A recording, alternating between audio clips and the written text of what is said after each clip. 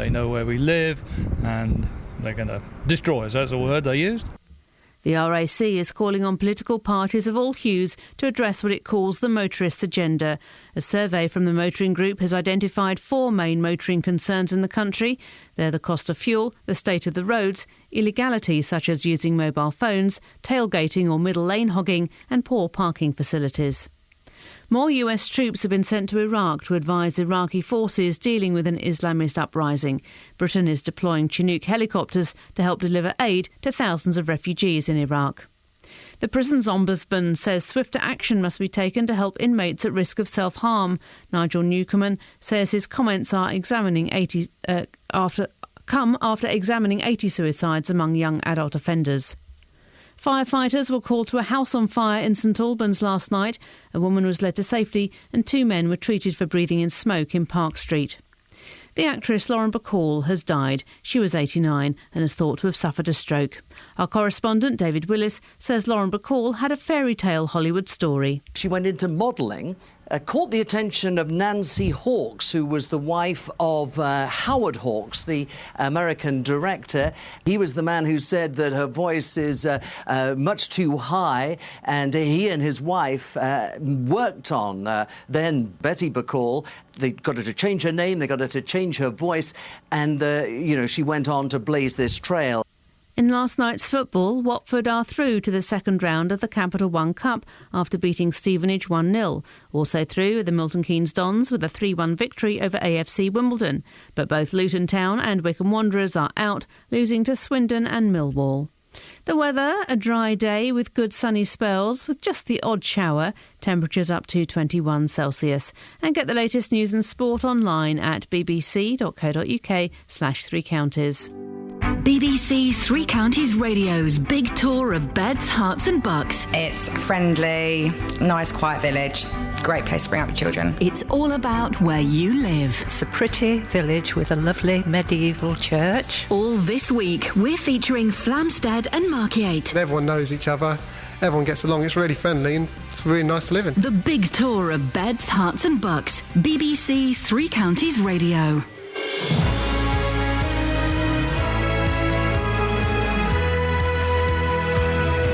Morning! Iain Lee, BBC Three... Oh, I've got my shoes on. Can't do a show with my shoes on. That's better. Always good. Yeah, take your shoes off, guys. Always do the show without my shoes on. Or with my shoes off. Probably a slightly better way of phrasing it.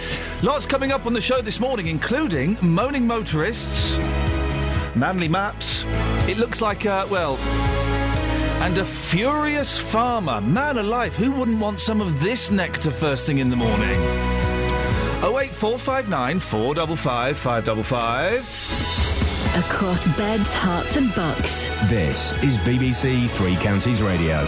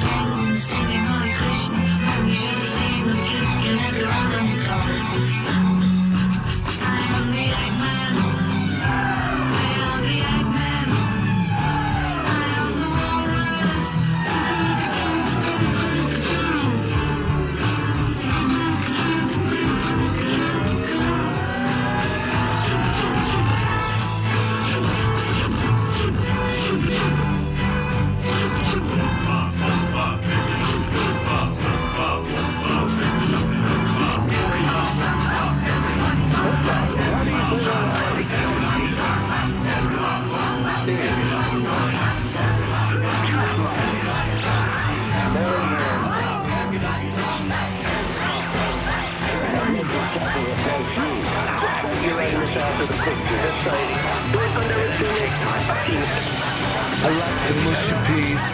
Then in my body, party operations. My favourite number is 2. What's yours? Just take Uranus out of the picture. Just say it explodes. Oh dear, I don't remember. Anyway, it doesn't matter, does it? Shut up, Beatles. Morning, this is Iain Lee, BBC Three Counties Radio. Now, cars, expensive fuel, nowhere to park, bumpy roads and dangerous drivers. The RAC is calling on politicians to address what it calls the motorists' agenda. Well, their technical director, David Bisley, joins me now. Good morning, David. Hello, good morning, Ian. What is the motorists' agenda? Well, each year, we've been doing it now for 26 years, we commission a survey of what's on motorists' minds. And there are really 4 issues that this year have come out right at the top of the agenda. Whilst fuel prices have been relatively stable for a period, it's still a problem for many people, particularly those living in rural areas. We've heard a lot about the state of the roads and the potholes, and there are huge estimates of how much money is required to sort the problem out. Increasingly, people are expressing concerns to us about the illegal behaviour of the minority of drivers, particularly on things like using handheld phones while driving. And parking has been going up the agenda. Many local authorities are reducing the availability and putting up the price. And motorists are getting fed up. So what would you like to see done, David? Well, in the first instance, many of these are not quick fixes. In other words, it's not something that the government can fix in a few months. So what we're doing is contacting each of the major political parties, all of those with representation in Westminster and Brussels, and asking them to explain to motorists, who after all are 2/3 of the electorate, how they are going to address those issues in the next Parliament. Clearly, the current government would say they have actions in plan in some of those areas already, but there's a sustained set of actions required to address many of these things. We're supposed to be encouraged to drive less and less, discouraged from driving and use public transport and bicycles and things like that. So that they're not going to make things necessarily cheaper for drivers, are they? No, and we're not really asking for that across the board. And motorists, the majority of them, also use public transport. They cycle, they walk.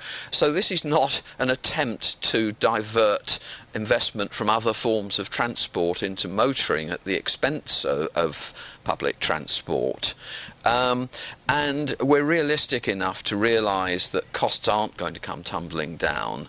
But something like fuel duty does have a benefit. If you reduce fuel duty, it stimulates economic growth, and the Treasury get virtually as much money back through different forms of taxation stimulated by the growth as they lose from the fuel duty itself. Hey, David, one of the things that was brought in, I think, was it about last year, the middle lane hogging?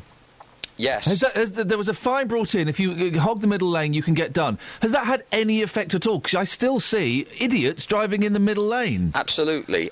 Undertaking middle lane hogging, those sorts of offences were made illegal. Interestingly, the survey suggests that a significant proportion of motorists aren't even aware that those particular fines exist. And certainly it's still a major cause of concern for the majority of motorists. Is one of those areas of illegal behaviour that frustrates a huge number of people. David, going off on a slight tangent, there is a story in the paper today of a driver who's 100 years old. Now, as someone who's got the motorist agenda, that's too old to be driving, isn't it? I wouldn't put age limits on it in 100? That way. Well, it depends whether that person can safely drive. Many older drivers are very well aware of their limitations and they adapt their driving accordingly. So they only drive in areas where they're confident. They don't drive at night. So I don't know this particular situation, but I think each case needs to be looked at in its own right. David, I appreciate your time and your thoughts this morning. David Bisley from the RAC. 08459 455 555. The annoying things about other drivers, it is middle lane hogging for me. And a driver who's 100 years old. Now, guys, come on. Yes, we take it. What does it say in the story, Kath? It says that he says, I'm better at driving than I am at walking. Oh, dear me. Well, as you said upstairs, it's not an either-or situation. You don't have to do one or two. You can do none. If you're not very good at either, then just sit at home and watch Tipping Point, which is actually what I'd like to do. He's obviously got a busy life. Well, but... I'll say it. What's a 100-year-old man going to be doing? Where's he going to go? The doctors? And Lidl? I mean, that's it, isn't it? Really? If you're 100, call me now. 08459 455 555. We finish at 9 o'clock, though, so I'm hoping the phone's near you. I mean, really? Oh, dear. We've had this conversation before about drivers that are too old, and I kind of think 72 we should maybe start... Well, no, 67, I don't know what ridiculous number I made up. But anyway, at some point, let's say 70 for today, you should start having an annual driving test. But you should definitely be out of the game by 100. That should be... You're talking about driving, not live. Well, I mean... I don't want to get all Soylent Green on your backside, but that's a different issue. But 100 you should not be driving. Just enjoy sitting at home, cash in the attic. Jeremy Kyle is probably on ITV3 right now, Yeah, it's just finished on the main one. Yeah, exactly. 08459 455 555. Travel news for beds, cards and bugs. BBC Three Counties Radio. Starting off on the M1 this morning, heading southbound, 2 lanes are closed at the moment between junction 13 for Bedford and junction 12 at Flitwick. That's due to a broken down lorry there. Checking on the M25, so far this morning moving rather well. Do expect delays between junction 25 for Enfield and junction 27 the M11 as there are some major roadworks taking place there. Checking on the local live departure boards across the 3 counties and everything's running well on the trains. No problems or delays. Nicola Richards, BBC Three Counties Radio. Thank you very much. 6:15. It's is it Wednesday today? I think the 13th of August. I'm Iain Lee. These are your headlines on BBC Three Counties Radio. Fly tipping in Hertfordshire is costing £500,000 a year to clear up. The RAC is calling on the politicians to do something about issues like the cost of fuel and the state of the roads. And in football, in the Capital One Cup, there were victories for Watford and the MK Dons, but Stevenage, Luton and Wickham are out of the competition. BBC Three Counties Radio.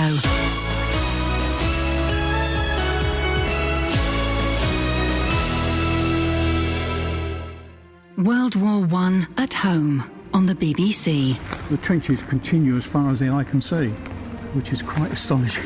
Last week, we revealed some amazing untold stories. He was a private, was in the firing line for about 2 months before returning on sick leave. And discovered surprising local memories. The history of Codenham goes back to the Short brothers, who were asked by the government to build airships for the First World War. The Germans had already got a fleet of airships which were capable of coming to England and dropping bombs on it. If you missed them or want to hear them again, go to bbc.co.uk/WW1. One of those very brave boys was Lieutenant William Leaf Robinson from the Royal Flying Corps. World War I at home on the BBC.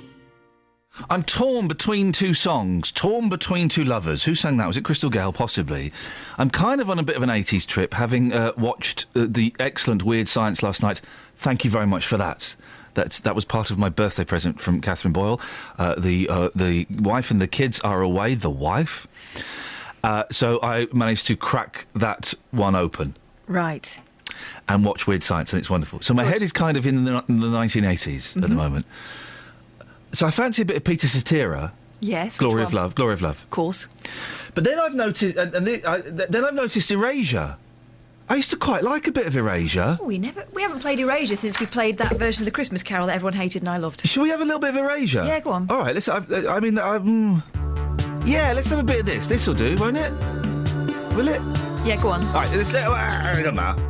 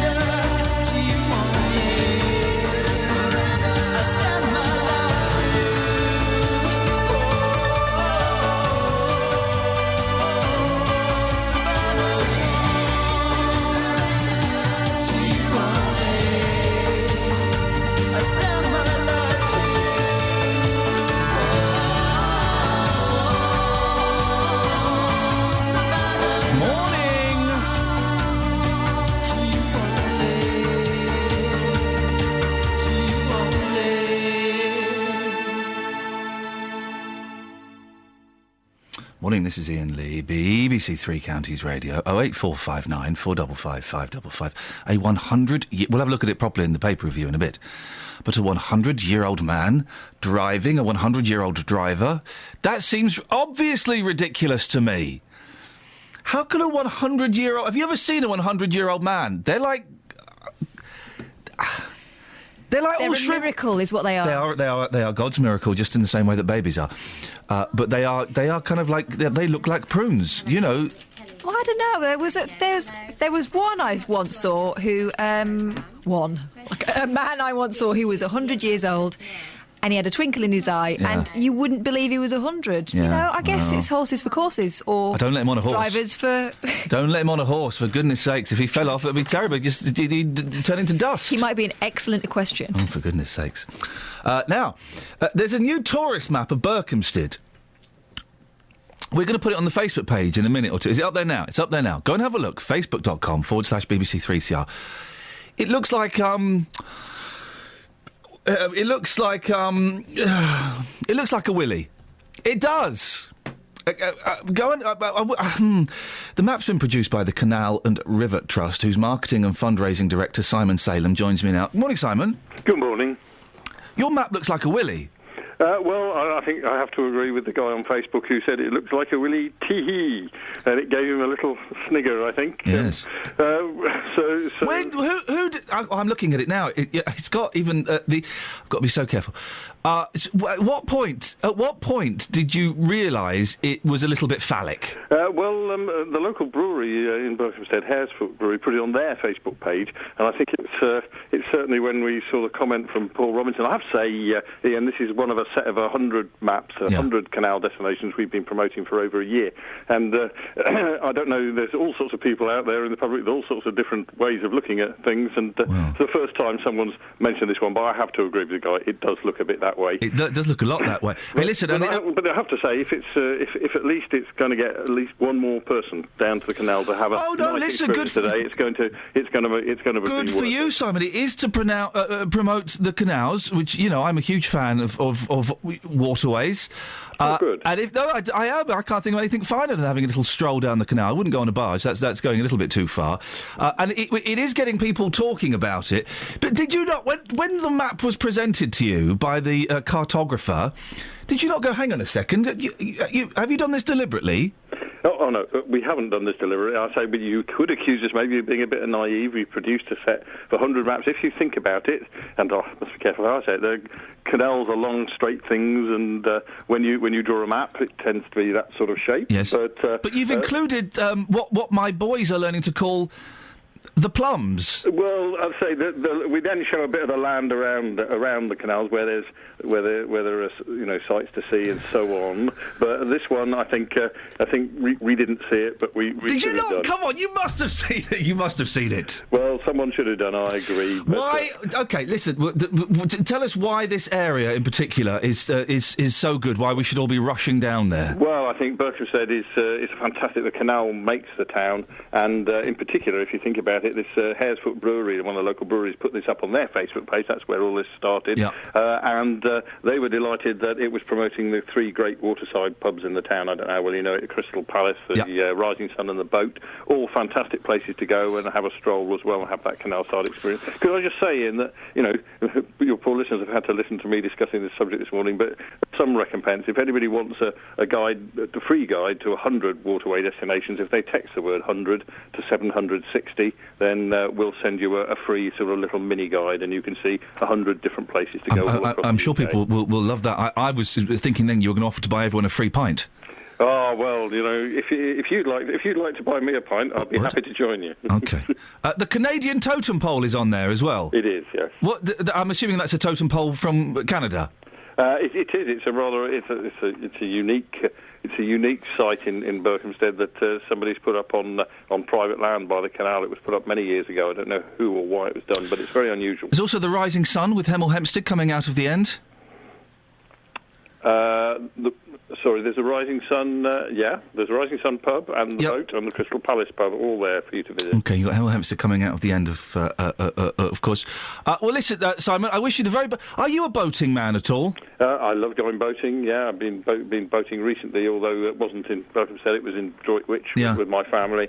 It's a great experience, and if you haven't tried it, maybe you should one day. I'm not, listen, I couldn't get a barge, but there is part of me that wants to, there's a boatyard near where I live, and they've got this really beaten up old boat for about £2,000. And there's part of me thinking, oh, that might be fun.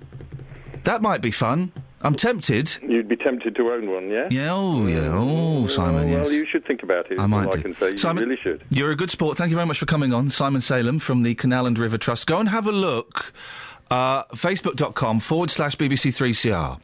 Treading carefully today, but the map looks like a gentleman's doodah.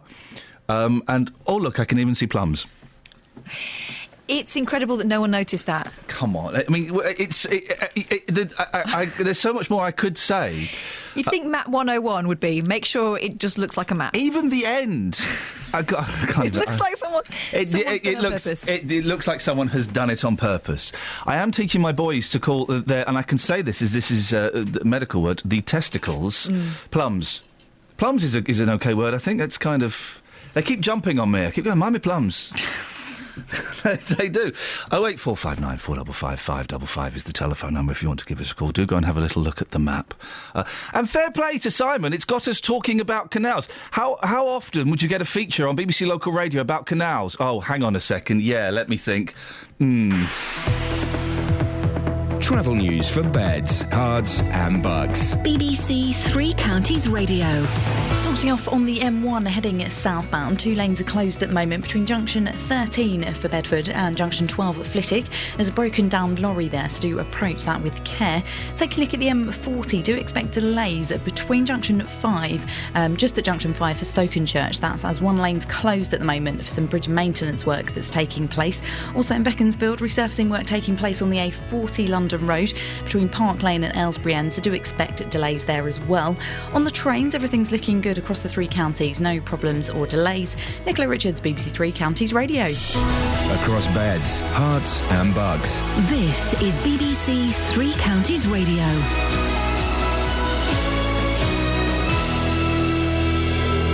It's 6:30. I'm Jane Killick. The RAC is calling on political parties of all hues to address what it calls the motorists' agenda. Among the concerns are the cost of fuel and the state of the roads. Around £500,000 was spent in Hertfordshire last year clearing up flight-bing. There were more than 1,000 incidents dealt with in the Dacorum area alone. The actress Lauren Bacall has died at the age of 89. She was best known for her roles opposite Humphrey Bogart, who went on to marry her. The weather, bright or sunny spells and the odd shower. On to sport, and Watford are through to the second round of the Capital One Cup after beating Stevenage 1-0 last night. Lloyd Dyer scored the goal. Goalkeeping coach Alec Chamberlain was pleased with his side's performance. It was nice to see some of the other lads come in and, have a chance. And, half-time we were disappointed, obviously, that we'd let the game slip away a little bit. But certainly the second half, I think the lads stepped up again. Milton Keynes Dons are also through to the second round of the Capital One Cup after they beat AFC Wimbledon 3-1. Carl McFadzean, Danielle Powell and Benik Afobi scored the goals. Manager Carl Robinson felt his players were focused. I didn't want it to be a sort of crash-bang wallop affair. I wanted it to be, I said to the players, my message at half-time again was, play with your heads, not your heart. I know your heart's in it, I know you care, but play with your heads and try and play in the way that you want to play, and hopefully that'll be standing in good stead. Luton Town were knocked out of the Capital One Cup after losing 2-1 at home to Swindon. Luke Rooney was sent off in the second half for diving. Manager John Still was pleased with the new formation worked well.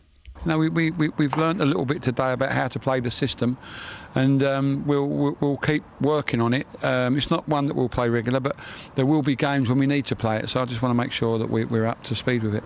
And Wycombe Wanderers were also knocked out of the first round of the Capital One Cup. They lost 1-0 away at Millwall. Manager Gareth Ainsworth felt his side caused problems. Although they went to 10 men, I still thought we kept the pressure on, we kept the bar high, we did what's asked of us in training, and we played some great stuff as well. So the signs are all there, and the bar that they've set, the standards they've set, I want them to keep, and I want them to keep them all season, to stay far away from anything that happened last year to come back and haunt us. BBC Three Counties News and Sport. The next bulletin is at 7. If you hear a whisper, give us a shout. Iain Lee. BBC Three Counties Radio. It's not rubbish. It's staying for as long as I'm here. Now, by the way, well done, the front page of the Daily Mail and the Sun for, being idiots. Daily Mail. He was facing bankruptcy as haunting details of his final night are revealed. Did money troubles tip comedy genius Robin Williams over the edge? The salacious headline, flying in the face of the advice that the Samaritans sent out to all of the newspapers yesterday on how to handle stories about suicide. Don't link your suicide stories with potential financial hardship, as that might, cause other people to feel a little bit in that way. So well done, guys. Great work. Really, really great work. Well done. There's an element of going through his bins about this as well, isn't there? The Sun did this weird thing as well. Robin Williams hanged himself hours after attending an Alcoholics Anonymous meeting as he battled to stay sober. A friend told how Robin, who suffered major financial worries, was at the AA meeting 24 hours before his suicide. Well, I know loads of people who go to AA, and I don't quite see what the connection is. Well done. He was trying to keep his sobriety. Good work. What's that got to do with committing suicide? Guys, no connection at all. Anyway, what have you got in the papers? Well, further into the papers, of course, we've got Lauren Bacall. So she's died after having a stroke at 89. Hey, what a woman! Another one I thought was kind of, a long time ago. Well, although she did keep sort of popping up now and again. Did she? To remind us, yes. Someone called her a legend once in an interview. She went, "No, hang on, honey, legends are dead." Well. I'm an actress, and she was a great actress, and she seemed to be able to call the shots herself. I know she was a young widow, and she was, of course, Bogart's widow. Maybe that gave her more power in Hollywood, but she seemed to live by her own rules. That flipping panda's having a baby. Yeah. It won't. Oh, don't say that. It won't. At last, UK's first baby panda is on the way for Chan Chan. Why do they always have, I was going to say silly names. Why do they always have double names? They're always Chan Chan or Jia Jia. Is it a diminutive thing? I don't know. Is it, For nearly 3 years. But this has taken two people to write this story. Ben Spencer and Julianne Barnes. Well, one spoke to the father, one spoke to the mother. For nearly 3 years, we've waited for the pitter-patter of tiny paws. Soon that wait could be over. Experts are confident. Again, they were confident before that giant panda, Chan Chan, whose name means sweetie, is pregnant and may produce Britain's first panda cub by the end of the month. I'm going to knit some little panda booties. I think it's going to work out for those guys. I do, the pandas really, I don't, Oh yeah, you don't think they help themselves, do you? They really don't. They make it hard on themselves. Well, they don't. That's the problem most of the time. But I think we should just, buy pandas. I'm not saying we should kill them. Just let them die out. There are hundreds, if not thousands, of species that die every day, I reckon.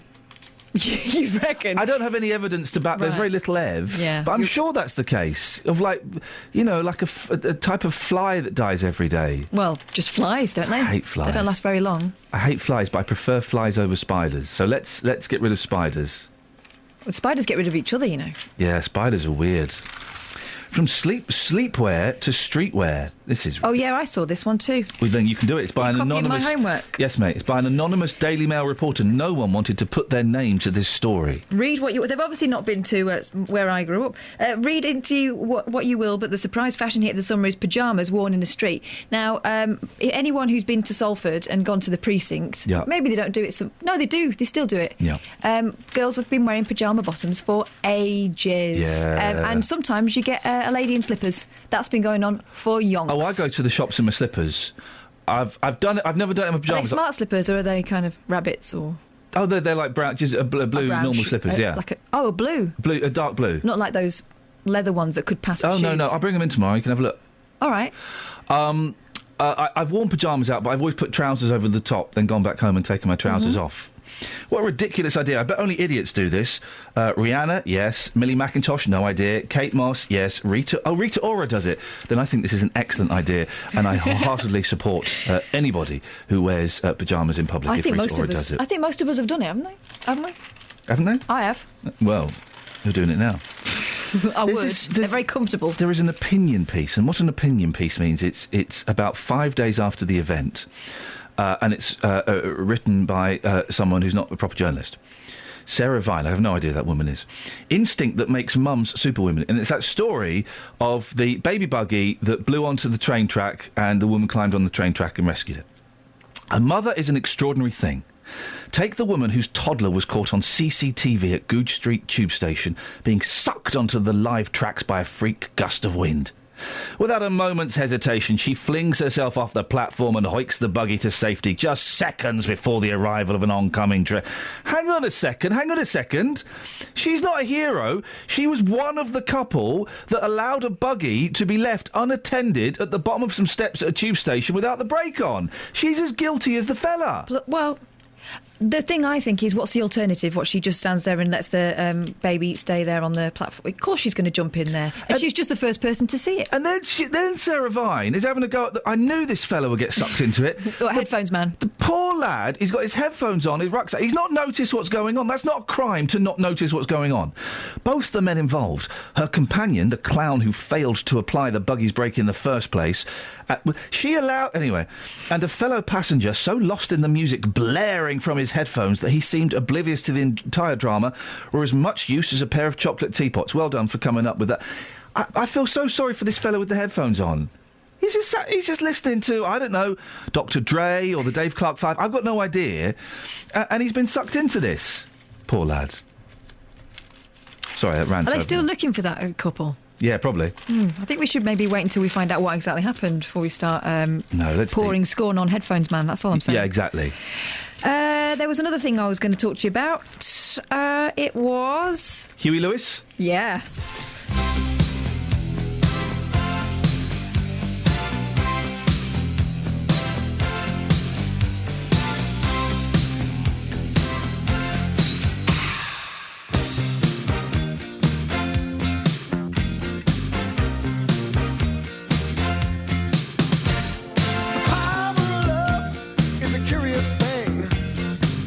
Make a one man weep, make another man sing. Change your heart to a little white dove. More than a feeling, that's the power of love. Tougher than diamonds, rich like cream. Stronger and harder than a bad girl's dream. Make a bad one good, make a wrong one right. Power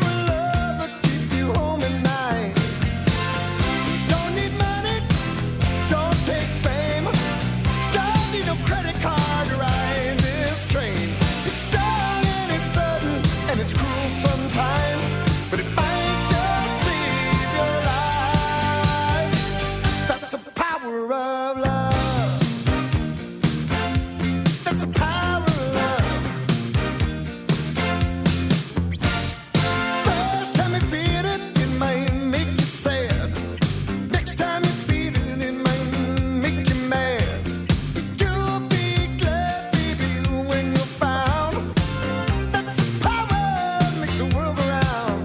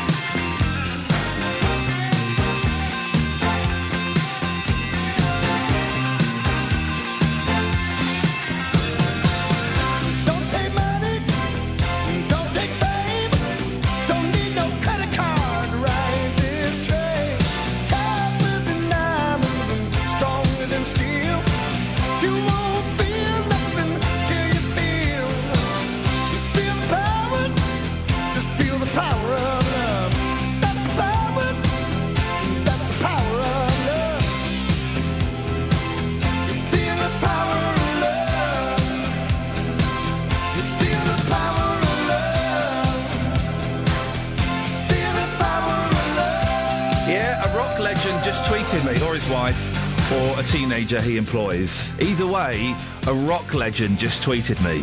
Which one? Dave Davis from the Kinks. He invented heavy metal. He invented the heavy. Did he? Yeah. Well, it wasn't the Black Sabbath. No, they ripped off. He to get that noise. We're going to play a Kinks song in a bit, and it won't. Why is it called heavy metal? Do you know? Because it's the metal involved in making it is so heavy. Hmm? So he invented So this, right? The fuzz bit. Yeah, he invented that. By standing too close to the microphone. No, not at all. What he did was he got his he had a little green amp. And he slashed it with a razor. Oh. And that made it go. So, he invented heavy metal. Can I have done, that? Dave. Kels, can I have that one little... Can I just have... Not that, the bit before. Thanks. But just one of them. Thanks. A little bit of production. Yeah. Production values on air. Close that curtain. Close the curtain. I need to queue up to it. What else we got in the papers? 1,000 state primary schools have no male teachers at all. Hang on a minute, I've got an idea. Right, do that. Do that line again. OK.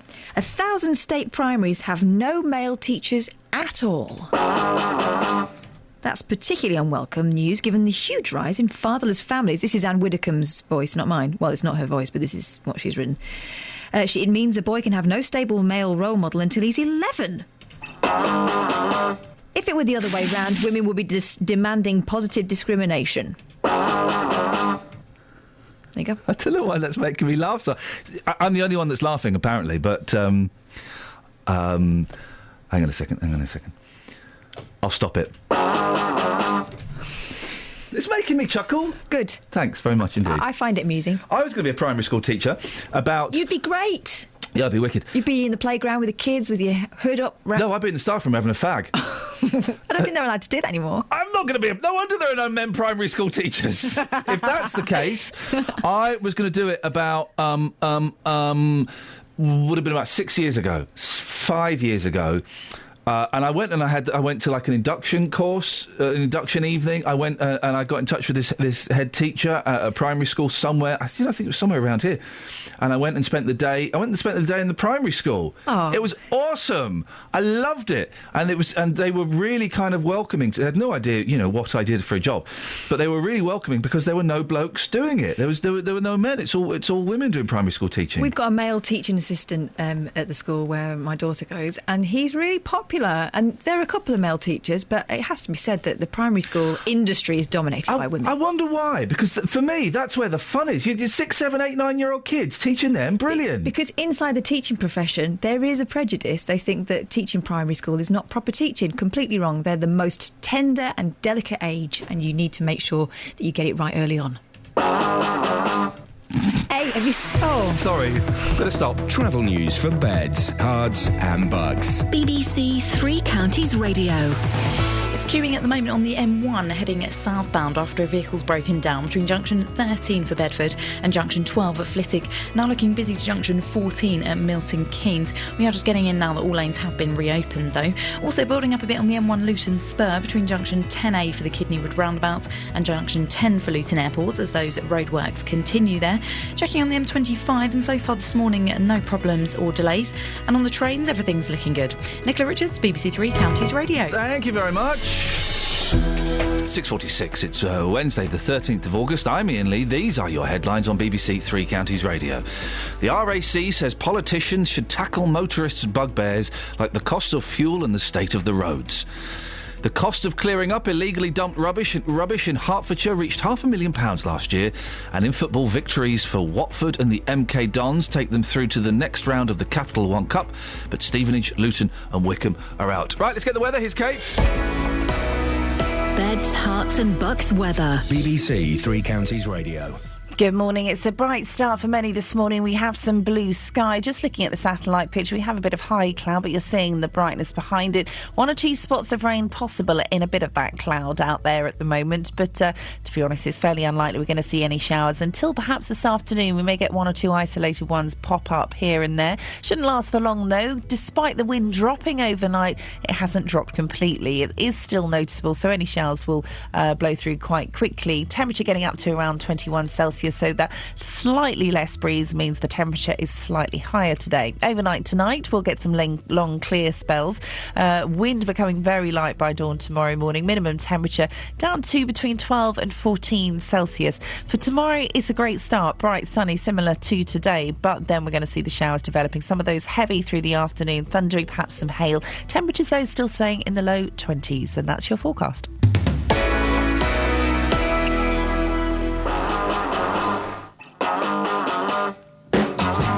I can't stop it now. I can't stop it. Oh, yes, I can. Every weekday from 3. Spend your afternoons talking about beds, hearts and bucks. It's an amazing venue. If you haven't been to Amstel Park, get along. It's absolutely beautiful. Discussing the biggest stories. In terms of our people, we've invested £5 million to recruit new nurses. In the company of friends. Howard Berry, Ian Brown, Amanda Devlin. Amanda, what have you been watching this week? I went to the Happy Days. And debating the week's hottest topics. The biggest problem is actually lack of money, lack of opportunities, poor availability of training. The use of CCTV spy cars to catch people who park illegally is to be banned. Roberto Perroni, weekdays from 3. BBC Three Counties Radio.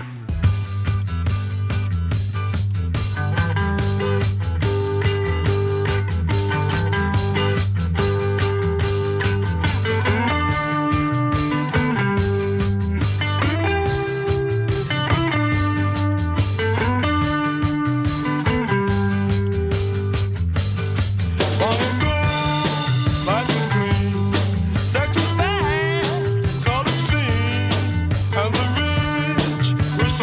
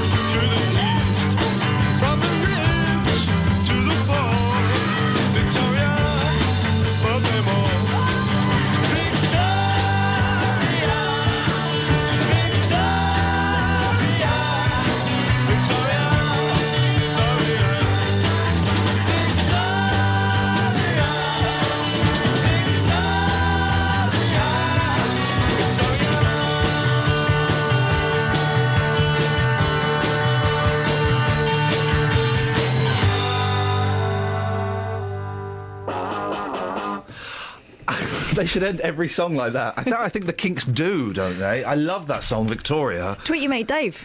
Yeah, I will. I'll have a word with Dave Davis of the Kinks. He's a good friend of mine. Yeah, apparently. Now, this old fella. Yeah. Go on. It's in the Daily Mail today. It's I think it's because he's featured in a documentary. If practice makes perfect, Harry Cott should be a flawless driver. After all, the 100-year-old Bomber Command veteran's been on the road since 1927. He must be tired. I haven't used that for a long time. But as a TV documentary profiling Britain's oldest motorist reveals, his skills may alarm some fellow drivers. Yeah, go on. Brace yourself. Yeah, this is not good. The great-grandfather from Solihull is shown... I'm sure he's a brilliant grandfather. ...is shown forgetting his indicators, mounting the pavement, shouting, "Be the curb." Yeah. Not, you know... Rugger the curb. Yes, as he does so, and even drifting into the wrong lane during the programme. Oh, a little bit of drifting. Because compulsory tests were not introduced until 1935, he's never had to take a driving exam. Here we go. Little loophole. Cheeky driving loophole. He's been driving for 86 years. He must be tired. I haven't used that for a few seconds. Although drivers over 70 need to reapply for their licences every 3 years, their skills and their eyesight are not automatically reassessed, and it's up to them to confirm they're still capable. Yeah, it's up to them. This is what he says. Asked if he would ever give up driving, Mr. Carts, a former chairman of Aston Villa Football Club, replied, "When I've got to the stage when I'm not ready to react to other people's actions, I don't want to drive like an old man. I'm not an old man. I've got my licence until 2016, but I don't think I've got a licence for myself until 2016. I think I should be gone before then." Hang on a second. Did a 100... Whatever's he got of that? He's lived to 100. He's probably going to be around in 2016. Did a 100-year-old man actually say, "I'm not an old man"? And I don't want to drive like an old man. Flipping it. Well, Danny Bailey is out on the street. Morning, Danny. Oh, there is a lovely delay there. Morning, Danny. Good morning. You've been talking to people about this 100-year-old man. Are most people sensible like me and think he's too old to drive? No, they're not. Most of them are saying it depends on their mental capacity and their health. Well, let's have a listen and find out what they say. Samantha, do you think 100 years old is too old to drive? I think as long as they are able to see where they drive and actually have the right health to do it, then it's fine, yeah. Depending on that person, really. If that person can drive, yes, still, why not? Why not? If they can drive, yes, still they can. Billy, do you think 100 is too old to drive? No, I don't think so. I guess it would depend on how fit the person is at the time. 100 is quite old, but, you know, people are living longer nowadays, and I guess it should be okay. Oliver, do you think 100 is too old to drive? No, I don't think it is. If you feel like you can drive that age, go ahead. Yes, I think it's too much for driving, because I think people have a lot of problems, like with health, with eyes, with memory, and we need to think about other people who drive, and sometimes old people is problem in road. I agree with that lady. Sometimes old people is problem in road. She's right. He's 100 years old. But he is being regulated by his son. He checks on his driving. Oh, OK. So a young lad help him out. His son's 69. His son is too old to be driving. His son John told the programme that children of ageing drivers do have a responsibility to check everything is going well. But he's given his father the all clear, despite watching him mount the curb and drift into the wrong lane. Come on, Guy, back me up on this. We do this from time to time, and we have a little bit of fun, and indeed what I like to call bants, #bants with it. 100.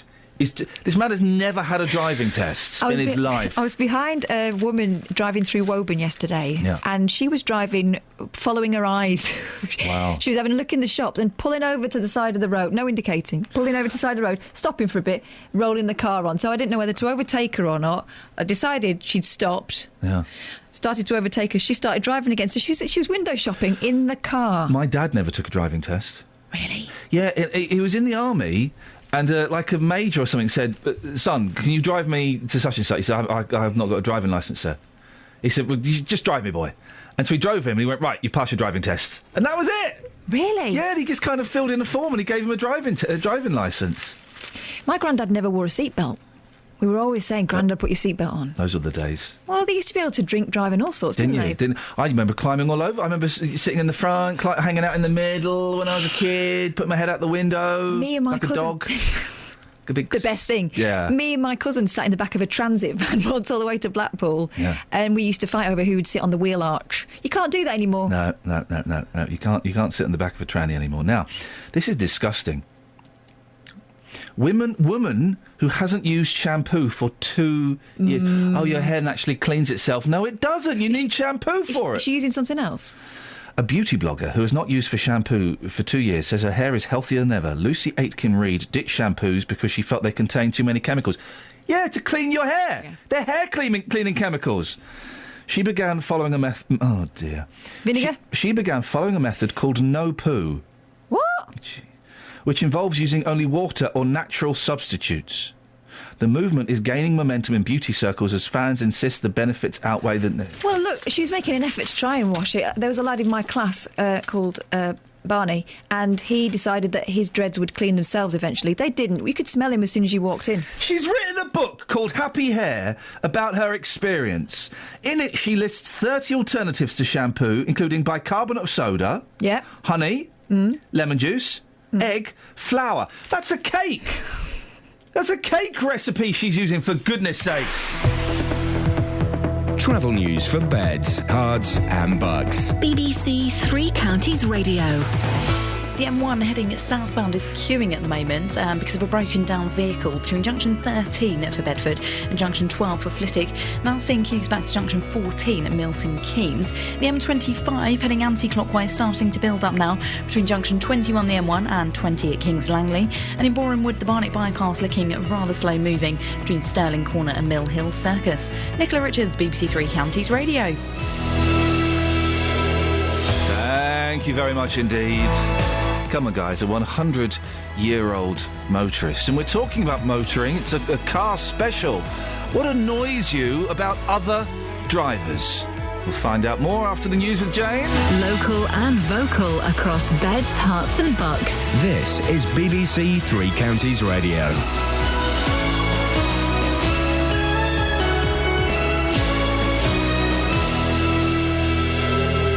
It's 7 o'clock. I'm Jane Killick. The headlines. The RAC calls on politicians to tackle motorist concerns.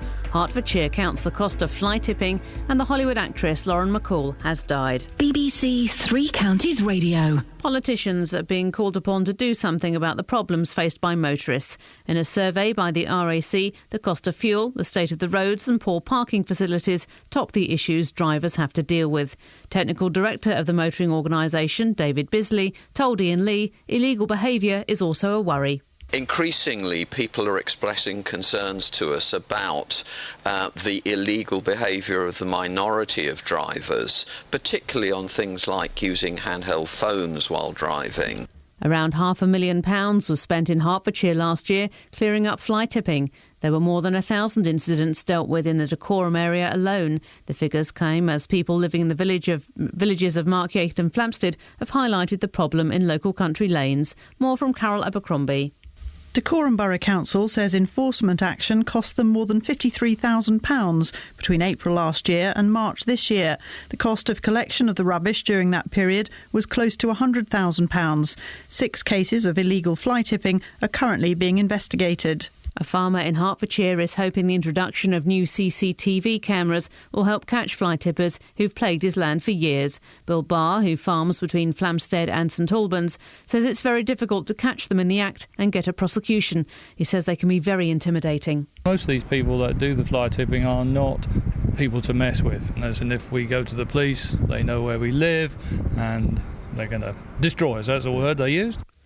The US has sent 130 military personnel to Iraq, where a bitter battle between Islamic State extremists is being fought. The Pentagon says they won't be involved in combat operations. They will instead help Iraqi forces and provide a more in-depth assessment of the threats they're facing. Firefighters were called to a house on fire in St Albans last night. A woman was led to safety and 2 men were treated for breathing in smoke in Park Street.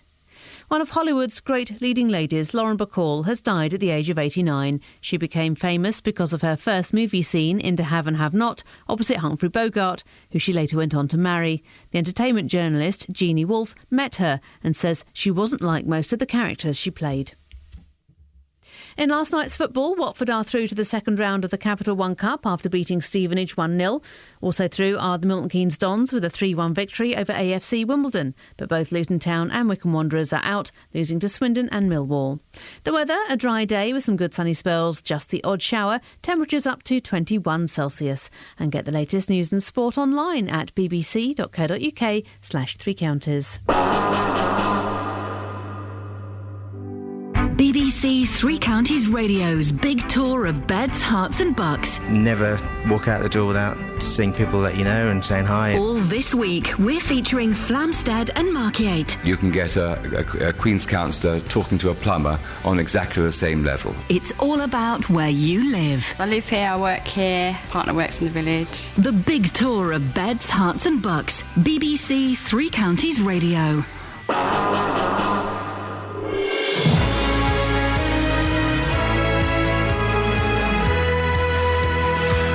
Iain Lee, BBC Three Counties Radio.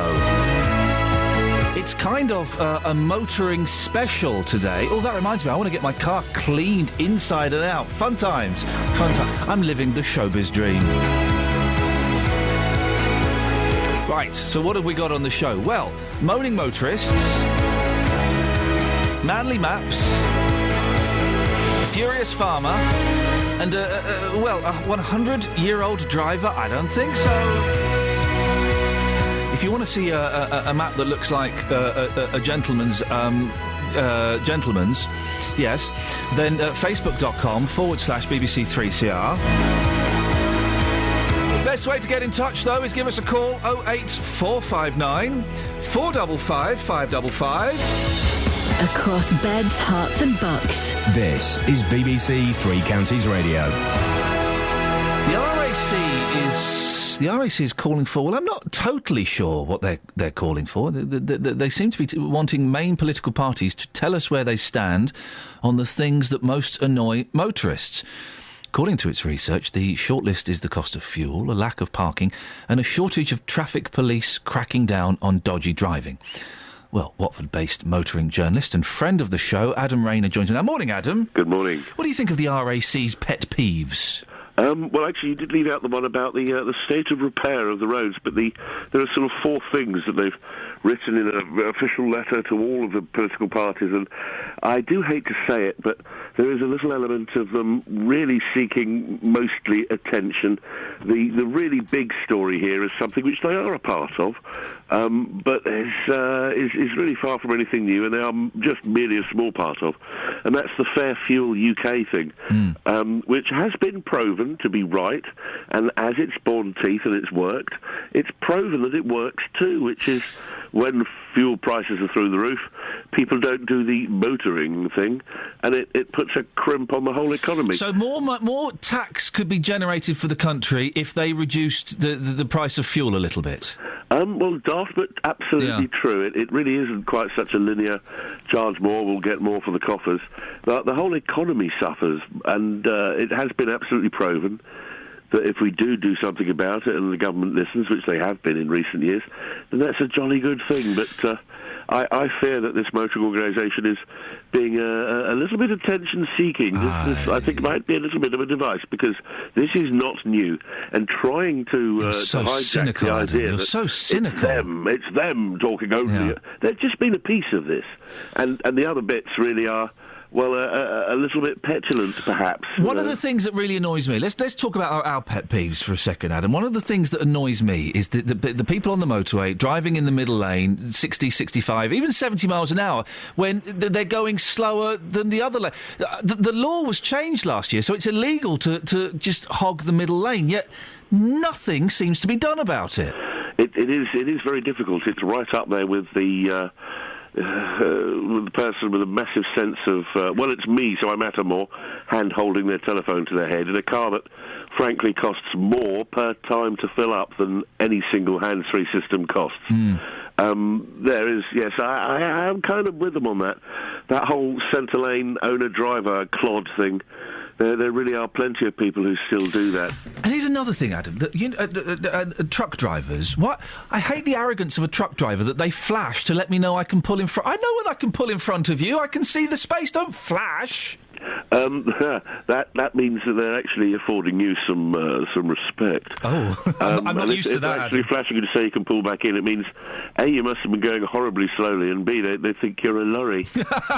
Well, there you go. What annoys you when you're on the roads? Well, actually, those centre lane owner drivers and people who don't use the motorways like the Germans do. I know we're not in Germany, but it's just that whole thing about if someone's in front of you and you're actually approaching them, then really, truly, they should kind of get out of the way. But it seems people who drive by personality rather than that little green book with the rules in. Yes. Drives me spacky. What do you think should be done to...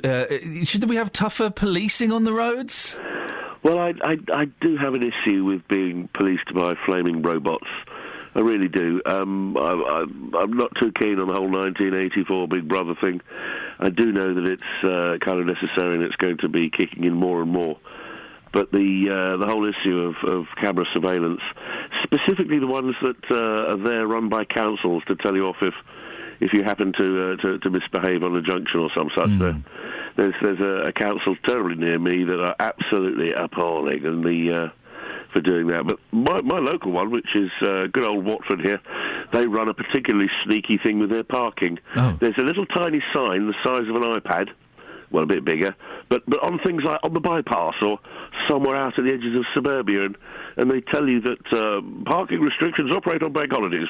And every single bank holiday, the whole of Watford is filled with people parking on single yellows and gleeful parking operatives on double bubble. Excellent. And it's a scam. Drives me mad. Adam, listen, I appreciate your time as always. Thank you very much indeed. 08459 455 555. And by the way, if anybody was offended by any of the language that Adam may or may not have used, sincerest apologies. As you know, it's never our intention on this show to offend. And I think a slightly casual word was slipped out that was unnecessary. So apologies if anybody was offended by that. 08459 455 555 is the telephone number. I forgot to ask Adam about the 100-year-old driver. Oh. It's too old. It's too old. He's being helped by his 69-year-old son. That kind of sums it up for me. Listen, I know that, dear listener, that we disagree on this quite often. I do think that from the age of 68, 70, you should have to have a driving test every couple of years. We disagree on that, and that's fine. You have to agree with me, though, that 100 is way too old to be driving. And also, do you think it's fair that it should be left to someone's children to regulate them? How are you going to tell your parents you think that it's time that they hung up the keys? People have done it, I know they have, but it's got to be a really hard conversation, and you can't be subjective. Objective. My mum had her driving licence taken off her when she got diagnosed with MS. And looking back, do you know what? I probably could have stepped in. I'm glad I didn't have. I should have stepped in earlier and taken the keys off her. That would have been an incredibly awkward and unpleasant scenario to have been involved in. I have younger relatives whose driving is dodgy, but what do? You can't say to them, I mean, who am I to say it? You need an official line on it, so maybe the retest isn't such a bad idea. I'm full of good ideas. Sometimes. Hey, this sad cat, is it that what it's called? Angry cat. Grumpy cat. Is this real? I have, I follow, I am on Facebook, but I'm kind of anonymous on Facebook. I hide. I have no friends. Tell me about it.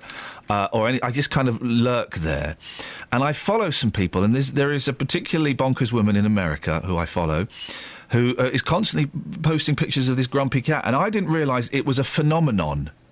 Yeah, I was over there recently, and it's on mugs and tops and sweatshirts. It's all over the shop. She is arguably the most famous cat in the world, with a best-selling book and a movie deal. Her face appears on calendars, mugs and T-shirts.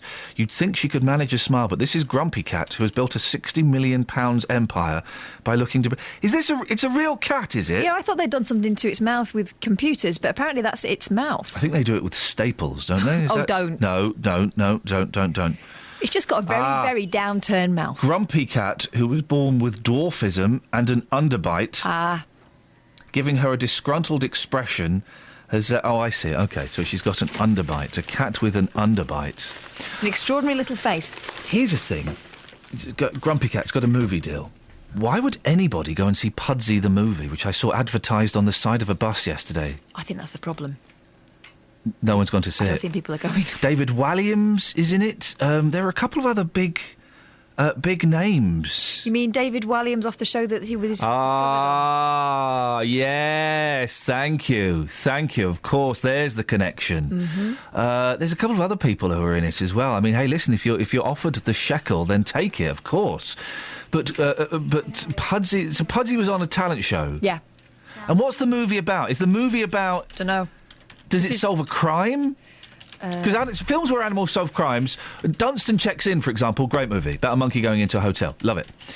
But I don't know. Any Which Way But Loose, great. Beautiful. Boxing orangutan. But you'd watch those on the telly. Yes. You wouldn't. You may pay $1.99 to download it from Sky for a weekend, but you wouldn't go to the cinema to see it. No, I don't really go for animal movies, though. That's not my thing.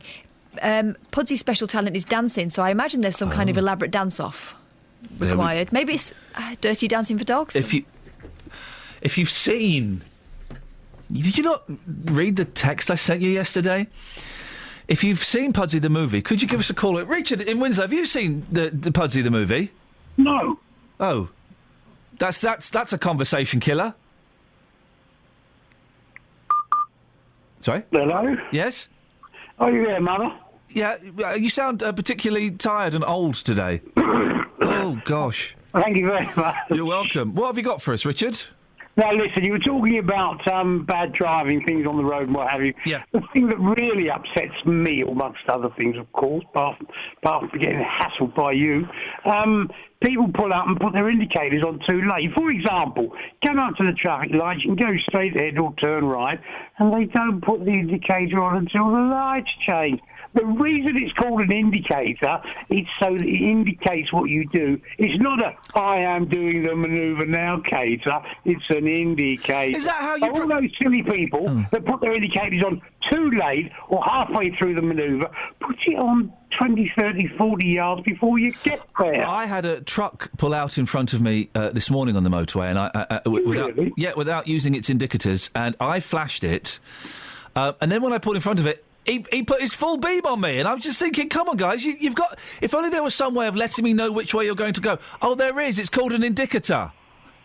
You should have got out and duffed him up. I'm not going to get out and duff him up. By the way, well done. I've not heard the phrase duff him up for about 30 years, so thanks for that. It's all right. You're welcome. Travel news for beds, cards and bugs. BBC Three Counties Radio. The M1 heading southbound still queuing at the moment due to a broken down vehicle between junction 13 for Bedford and junction 12 at Flitwick. Looking quite busy at the moment to junction 14 at Milton Keynes. The M25 heading anti-clockwise, rather slow moving on camera between junction 17 at Maple Cross and junction 16 for the M40. In Boreham Wood, looking rather slow on the Barnet bypass on camera between Stirling Corner and Mill Hill Circus. And on the Stansted Express, there's delays of up to about 15 minutes between Liverpool Street and Stansted Airport due to a faulty train. Nicola Richards, BBC Three Counties Radio. Thank you very much indeed.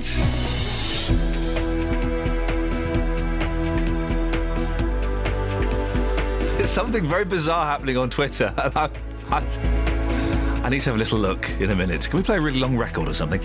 7:16. It's Wednesday the 13th of August. I'm Iain Lee. These are your headlines on BBC Three Counties Radio.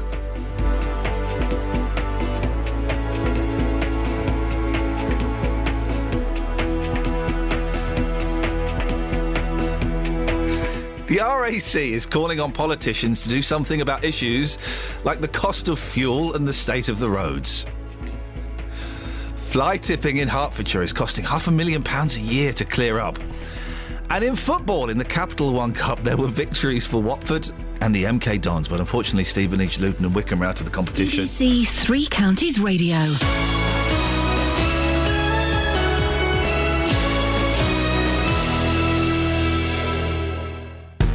Every weekday morning from 9, Jonathan Vernon Smith. Lots to discuss. Do you agree with her? Do you think she speaks a lot of sense? With the biggest questions. Should Muslim women be allowed to wear the veil in court? And is it fair to only give people this kind of benefit for 3 months? And the biggest opinions. I'd like to hear from you. I feel strongly because children should be taught in a structured way. You know, there's nothing better in life than real life experience. Don't be patronising. Excuse me, I'm talking, sorry. There's 2 words here, common sense. When my pet hate, I feel really strongly about it. We're talking about that. I agree with you. The JVS Show, weekdays from 9 on BBC Three Counties Radio. Across beds, hearts and bucks. This is Iain Lee. BBC Three Counties Radio.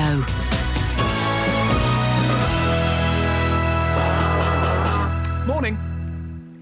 Now, on our big tour of beds, hearts and bucks, we ask you for your stories. And this week, we're in the Hertfordshire villages of Markyate and Flamstead. One of the issues you've highlighted is fly tipping.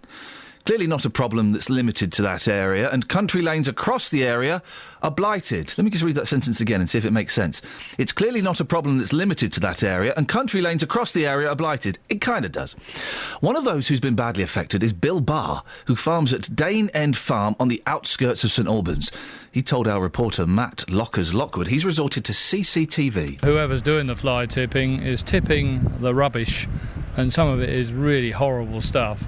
Tyres, asbestos, I had fridges last week, and then other time it's just vile rubbish. We can't actually get out of our farms at that point, because there's a great... It's not just a little bit, this is a lorry load. We're stuck. Not only is it dangerous, it's very inconvenient as well. So what have you done to try and solve this problem then?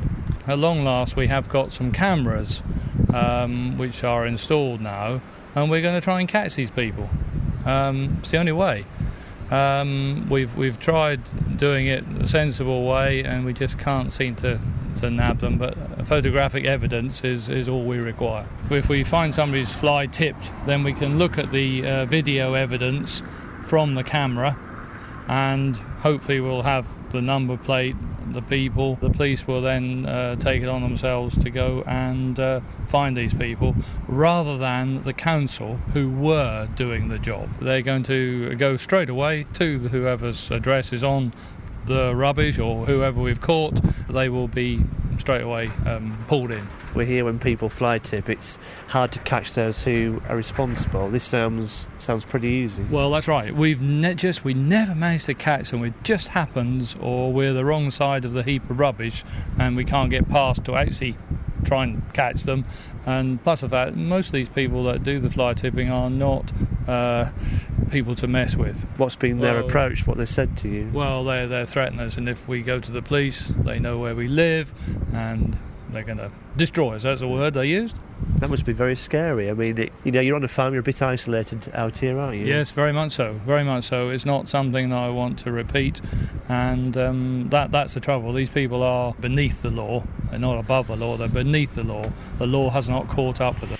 Well, listening to that is Brian Finnerty from Hertfordshire National Farmers Union. Morning, Brian. Good morning, Ian. Do you think that what you just heard there is right, that the law is yet to catch up with fly tippers? Well, I think we do find that it does vary across the country, but some local authorities are very good at investigating these sorts of incidents. As you can imagine, it's quite time-consuming. You have to do a lot of investigation. But there have been some prosecutions, sadly not enough. It is a big problem in the countryside, affects about 2/3 of our members, and it's a problem they have to deal with. And obviously, unfortunately, they have to pay when rubbish is dumped on their land. Ah, because it's private land, so they have to pay to clear it off. That's right. I mean, when it's on council land or public land, the council do pay, and we estimate that I think across Hertfordshire it's costing council taxpayers about £500,000 a year. So that's a big cost in itself. But when it's on land that farmers own or farmers farm, they have to pay to clear it up themselves. That can't be fun. We often hear that farmers are struggling, so to have to spend money on something that's unnecessary, it can't be good for them. Well, exactly. As you can imagine, especially at this time of year, it's incredibly busy on the farms. They're trying to bring the food in for our plates at the moment on the harvest. The last thing they want to be doing is having to clear up huge piles of dumped tyres, fridges, concrete, builders' rubble, all the sorts of typical things that Bill was describing in that clip you heard there. Do the police help, Brian? Well, I think there is more that the police could do. I think one of the things is recognising that fly tipping is a crime, and as a crime, there should be some police involvement in solving it. We were involved in a pilot scheme in Suffolk earlier on the year and last year, and that involved lots of people from the police to the local authorities to the farmers, and there were things like days of action where vehicles were stopped and people were checked to see if they had the correct transfer licences, all these sorts of things, and that was very effective. That was a pilot scheme we'd like to see repeated in Hertfordshire and other parts of the country as well. What can farmers do if they've got a corner of their farm that they can't quite see, or they don't want to put CCTV up there? Is there anything else they can do? Well, we've got farmers who have put up gates and barriers. They've tried things like improved visibility and lighting. Obviously, these cameras as well, and also removing fly tipping as quickly as they can and time allows, because rubbish will accumulate more rubbish, so you do need to try and get on top of it if you can, with the cost that that entails. But ultimately, you are out in the countryside, and it is very, very hard to secure your farm against these fly tippers.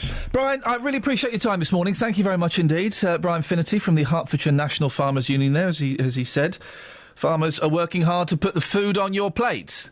Put food in my belly. Put food in my belly more. Thank you, Brian. 08459 455 555 is the telephone number. Across beds, hearts and bucks. This is Iain Lee. BBC Three Counties Radio. If you hear a whisper, give us a shells. Maybe that one doesn't work quite so well. It's awful. The whole thing's a bad idea. Did he say shelf? Yeah. He said give off a shelf. Now listen, my good friend Paul Scoynes, when he was standing in as a producer for the scheduled 2 weeks, and then your return, which was planned, that was probably the best thing he came up with, as well as doing some excellent production work. Wow. I'm not sure about the shirt I'm wearing today. I like it. Now, you're only saying that... No, I actually like it. It's different. No. Oh, from what you usually wear. I'm only saying that. You're only saying that. Who's saying what? You're saying that. I'm saying I like your shirt. Because I have thrown away a pair of shoes because of you. I threw away a T-shirt the other week. I don't think you were in. That wasn't you. That's not my involvement. But I left it in a hotel bin. And I bought this for the telly. It don't work on the telly. It strobes. It goes all psychedelic. I think it makes me look like either Stuart McConey or Chris Evans. And I was, you say that because they wear a floral shirt on occasion. I think as I'm getting older, I should start dressing younger. Shall I tweet a picture and see what the general public think? No, I don't want Instagram. I don't want. No, I don't think those guys need to have a. I don't think those guys need to have a little look at it. I think everybody needs to have a little look at this. It's not going to happen. Hey, if you want to see me, I'll be walking to my car at 9:01 this morning, so you can come and have a look at it then, guys. BBC Three Counties Radio. I'll be in the car park, getting into my car and driving home. If you want to come and have a look at it then. Shall we have a look at the front page of the papers? Yeah. Fine, OK. The Guardian. Why is here's two words I don't understand. I mean, I understand them. I don't understand the spelling. Guard should be G-A-U-R-D. Because that's how I always go to spell it. Oh. It should be G-A-U-R-D. Guard. Not it's spelled guard. Mm-hmm. It should be guard. Okay. And Phoenix should be P-H-E-O-N-I-X. Phoenix, not Phoenix. Okay, I'll just ring Oxford English Dictionary. Just ring up the words. Kels, how would you spell Phoenix? Phoenix. Phoenix. P-H-E-O-N-I-X. That's the wrong way to spell it. Why? It apparently, according to the dictionary, it's spelled P-H-O-E-N-I-X. Phoenix, not Phoenix. It's not our word, though, is it? We've nicked it from somewhere else. Dennis just called moaning. Greece. Well, yeah, but all of the words we nicked from Greek and Latin, we then spell English. Why are we not spelling that one English? And how would you spell guard, Kelly? G-U-A-R-D. Wrong. I mean, right. Yeah. But in my world, that would be wrong. Would you spell it G-A-R-D? Of course I would, because that's how I go to spell it every time. How do you spell Iain? Yeah. She's got you there. I've been hoisted by my own petard. Mm-hmm. But the only reason I know that I've spelt Guardian wrong is that a little red line appears underneath it. And I go, I've done that again. So, is that on the front page of the paper? Because that's quite a long article. Well, no, the word Guardian is on the front page of the newspaper, The Guardian. And that's led me onto that flight of fancy. What did Dennis want to have a whinge about? He said schedule wrong, it's schedule. It is, of course. Okay, thank you very much. I said, do you want to come on? He said, no, I'm too upset. Okay. And then he cried, and then he hung up. OK.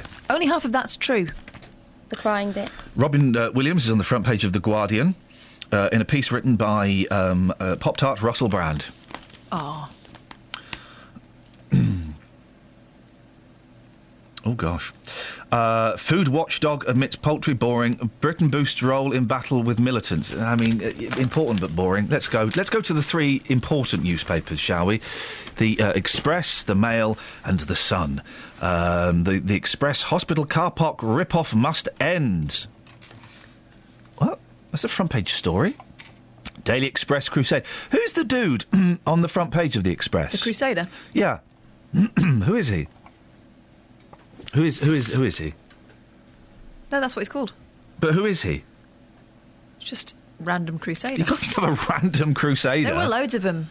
But who is he? And why is his neck at such a painful angle? He's like, really? Has he crooked it? Has he slept badly in his armour? It's been there for years. Why are you suddenly getting upset about it now? I'm not upset. I just want to know who this guy is. All right, let me look. Hospital car park rip-off must end. Join our crusade to tax unfair charges. To axe unfair charges. Today, the Daily Express is launching a crusade to help the sick, the elderly, the families of the sick, the families of the elderly, people who may come into contact with the sick, may come into contact with the elderly, people who use hospital car parks. By calling... What a weird sentence. By calling for an end to unfair hospital car park charges.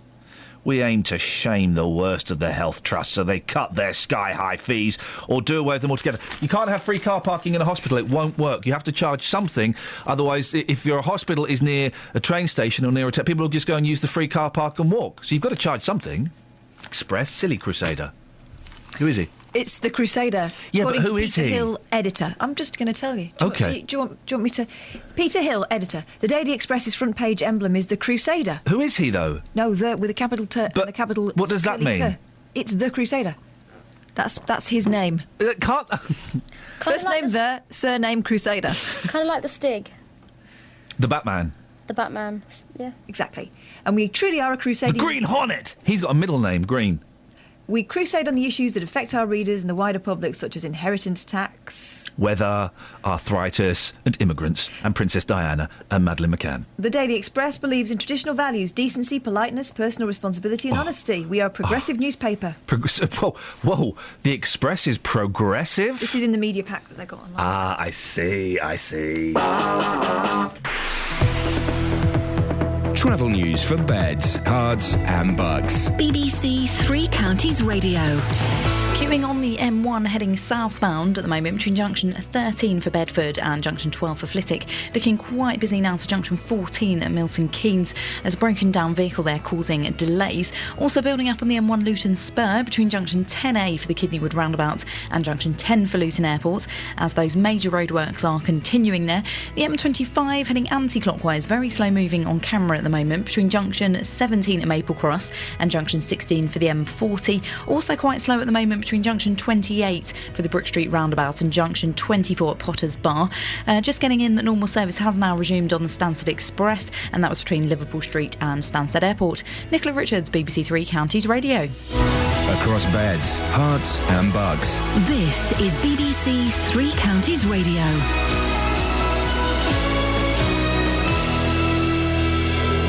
It's 7:30. I'm Jane Killick. The RAC is calling on political parties of all hues to address what it calls the motorist agenda. Among the concerns are the cost of fuel and the state of the roads. Around £500,000 was spent in Hertfordshire last year clearing up fly tipping. There were more than 1,000 incidents dealt with in the Dacorum area alone. The actress Lauren Bacall has died at the age of 89. She was best known for her roles opposite Humphrey Bogart, who went on to marry her. The weather, bright or sunny spells and the odd shower. On to sport and in football. Watford are through to the second round of the Capital One Cup after beating Stevenage 1-0 last night. Lloyd Dyer scored the goal. Stevenage manager Graham Westley felt his side's experience will develop as a result. Nerves probably got the better of one or two out there, and they didn't perform to the level they're capable of. But they'll take confidence. They'll look back on the game and think, as you say, if only. And you can't give them the confidence of playing those games and having that experience. But certainly their confidence level will grow on tonight. Milton Keynes Dons are also through after they beat AFC Wimbledon 3-1. Carl McFadzean, Daniel Powell and Benik Afobe scored the Dons' goals. Manager Carl Robinson felt his players were focused. I didn't want it to be a sort of crash bang wallop affair. I wanted it to be I said to the players, my message at half time again was, play with your heads, not your heart. I know your heart's in it, I know you care, but play with your heads and try and play in the way that you want to play, and hopefully that'll be standing in good stead. Luton Town were knocked out of the Capital One Cup after losing 2-1 at home to Swindon. Luke Rooney was sent off in the second half for diving. Manager John Still was pleased with the new formation and says it worked well. No, we've learnt a little bit today about how to play the system, and we'll keep working on it. It's not one that we'll play regular, but there will be games when we need to play it, so I just want to make sure that we're up to speed with it. Wycombe Wanderers were also knocked out. They lost 1-0 away at Millwall. Manager Gareth Ainsworth felt his side caused problems. Although they went to 10 men, I still thought we kept the pressure on, we kept the bar high, we did what's asked of us in training, and we played some great stuff as well. So the signs are all there, and the bar that they've set, the standards they've set, I want them to keep, and I want them to keep them all season, to stay far away from anything that happened last year to come back and haunt us. BBC Three Counties News and Sport. The next bulletin is at 8. Call 08459 455 555. BBC Three Counties Radio. Well, it's fun times. It's a motoring special today. We're talking about the things that irritate you when it comes to other drivers. Middle lane hoggers, MLH. They do they're the worst kind of drivers, aren't they? Them and tailgaters. Yeah, tailgaters, I'm not so fussed about those guys. I mean, I don't like them, but I'm not so fussed about those guys. Really? Yeah, I mean, they're... What's your beef with tailgaters? Dangerous. Yes. Bullying. Well... Cause accidents may not necessarily be in them. I've got a tailgater, I'll slow down. Also, let's all just chill out, shall we? Yeah, a little bit of... to quote Nick Lowe, what is so funny about peace, love and understanding, guys? You know, let's just drive like we don't need to get somewhere. Work like you don't... What's the quote? Dance like nobody's watching. Work like you don't need the money. And then there's one more bit. It's a Vonnegut. It's a Kurt Vonnegut. What's the other bit? Live like... Laugh like... It's your last day. No. Here. Live in La Vida Loca. Laugh like a drain. That's it. Laugh like a drain. Dance like no one's watching you. Work like you don't need the money. What do you mean, laugh like a drain?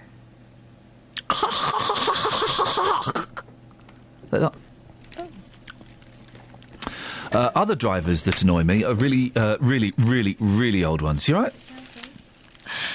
Yeah. I'll ditch the car when I get old, says driver 100. You are old fella, Mr. Carts. Harry Carts. If practice makes perfect, Harry Carts should be a flawed... listen, I'm not having a go at him personally. I am a bit. But I bet he's a really nice guy. I'm not having a go at Mr. Carts. I'm sure he's wonderful. I'm having a go at the crazy laws that allow... Whoa. What? We didn't get to the end of this story. Oh, no. What? He's not alone. Also featured, this is on tonight, ITV, 8 o'clock. I don't normally plug TV programmes, but this is going to get taped. I'm going to tape over my son's second birthday party and have this. You're not stick it on the end? Nah, but I've seen it. I won't want to watch it again, so I'll just take this. Also featured is retired teacher Mary Walker, 100, who admitted flouting speed limits, saying, it's exhilarating going fast. People that drive slowly, they frustrate you. How fast do I like to go? I don't think I ought to answer that. Oh, she's a game gal. Searson Thompson, 102, lives in Wales, said he would be stranded without his car. Tough. I drive because I'm completely self-sufficient, he said. Come on, guys. Tough. It's tough. Go and move somewhere where you're not stranded then. Look, I think some people are probably okay, but what I think don't matter. What their children think don't matter. They shouldn't be the ones deciding whether their parents drive or not. There should be some sort of test. 08459 455 555 is the phone number. Peter is in Walmer Green. Morning, Peter. Good morning. What do you have a whinge about today? Well, I'd like to see hidden speed cameras, actually. Totally hidden. They used to be kind of hidden. Now they have to be bright yellow, don't they? Yes, because what they're saying with those type of cameras is there's a camera in front of you, slow down, when you go by, speed up again. Well, they're not actually saying that, but that's the message you're getting from it. In effect, yes. Yeah. And if you've got hidden ones, they can be financed. You can get more and more because they can be financed by the idiots who speed. Right. I mean, the number of times there's a 50 mile an hour because the weather's extremely bad. You people doing 70. Yeah. And tailgating on the outside lane. Do you drive, Peter? Absolutely. I've been driving since 1962. You must be tired. And by the way, no accidents. How old are you? No speeding tickets. You've been lucky. You've got away with it. How old are you? I'm a bit older than you are. I saw you on 8 out of 10 last night. Oh, that was years ago. That was like... No, you looked at about 45. What? That was 10 years ago, you cheeky so-and-so. I was in my 30s. You're in your 70s, aren't you? Yes. 80s? Just. All right, so you're 84. No, not at all. You should not be driving, Peter. Oh, goodness gracious me. I tell you what, if you took away the idiots I see, I drive 3 times a week from here to Hatfield and back. Yeah. To play bowls. Yeah. And if you took away all the idiots I see on the motor A1M, took the motors away, took them off the road. Yeah. There'll be a vast amount of space for you to... So you could swerve all over the place, Peter, without worrying? Look, my record is... I haven't been caught for speeding, have you? Haven't been caught, so you've done Haven't been caught for speeding, have you? Several times. I've got a free record from 1962. Wow, a free record. And I Was it the Beatles' Christmas? I don't like the people, actually, the police people, who take people when they're driving. Where's this going? They give them a 25-yard sight test. What? Right? Yes. They do from time to time. Yes. And if they say to that guy, 100 yards away, is that a blue car? He say yes. Or whatever colour.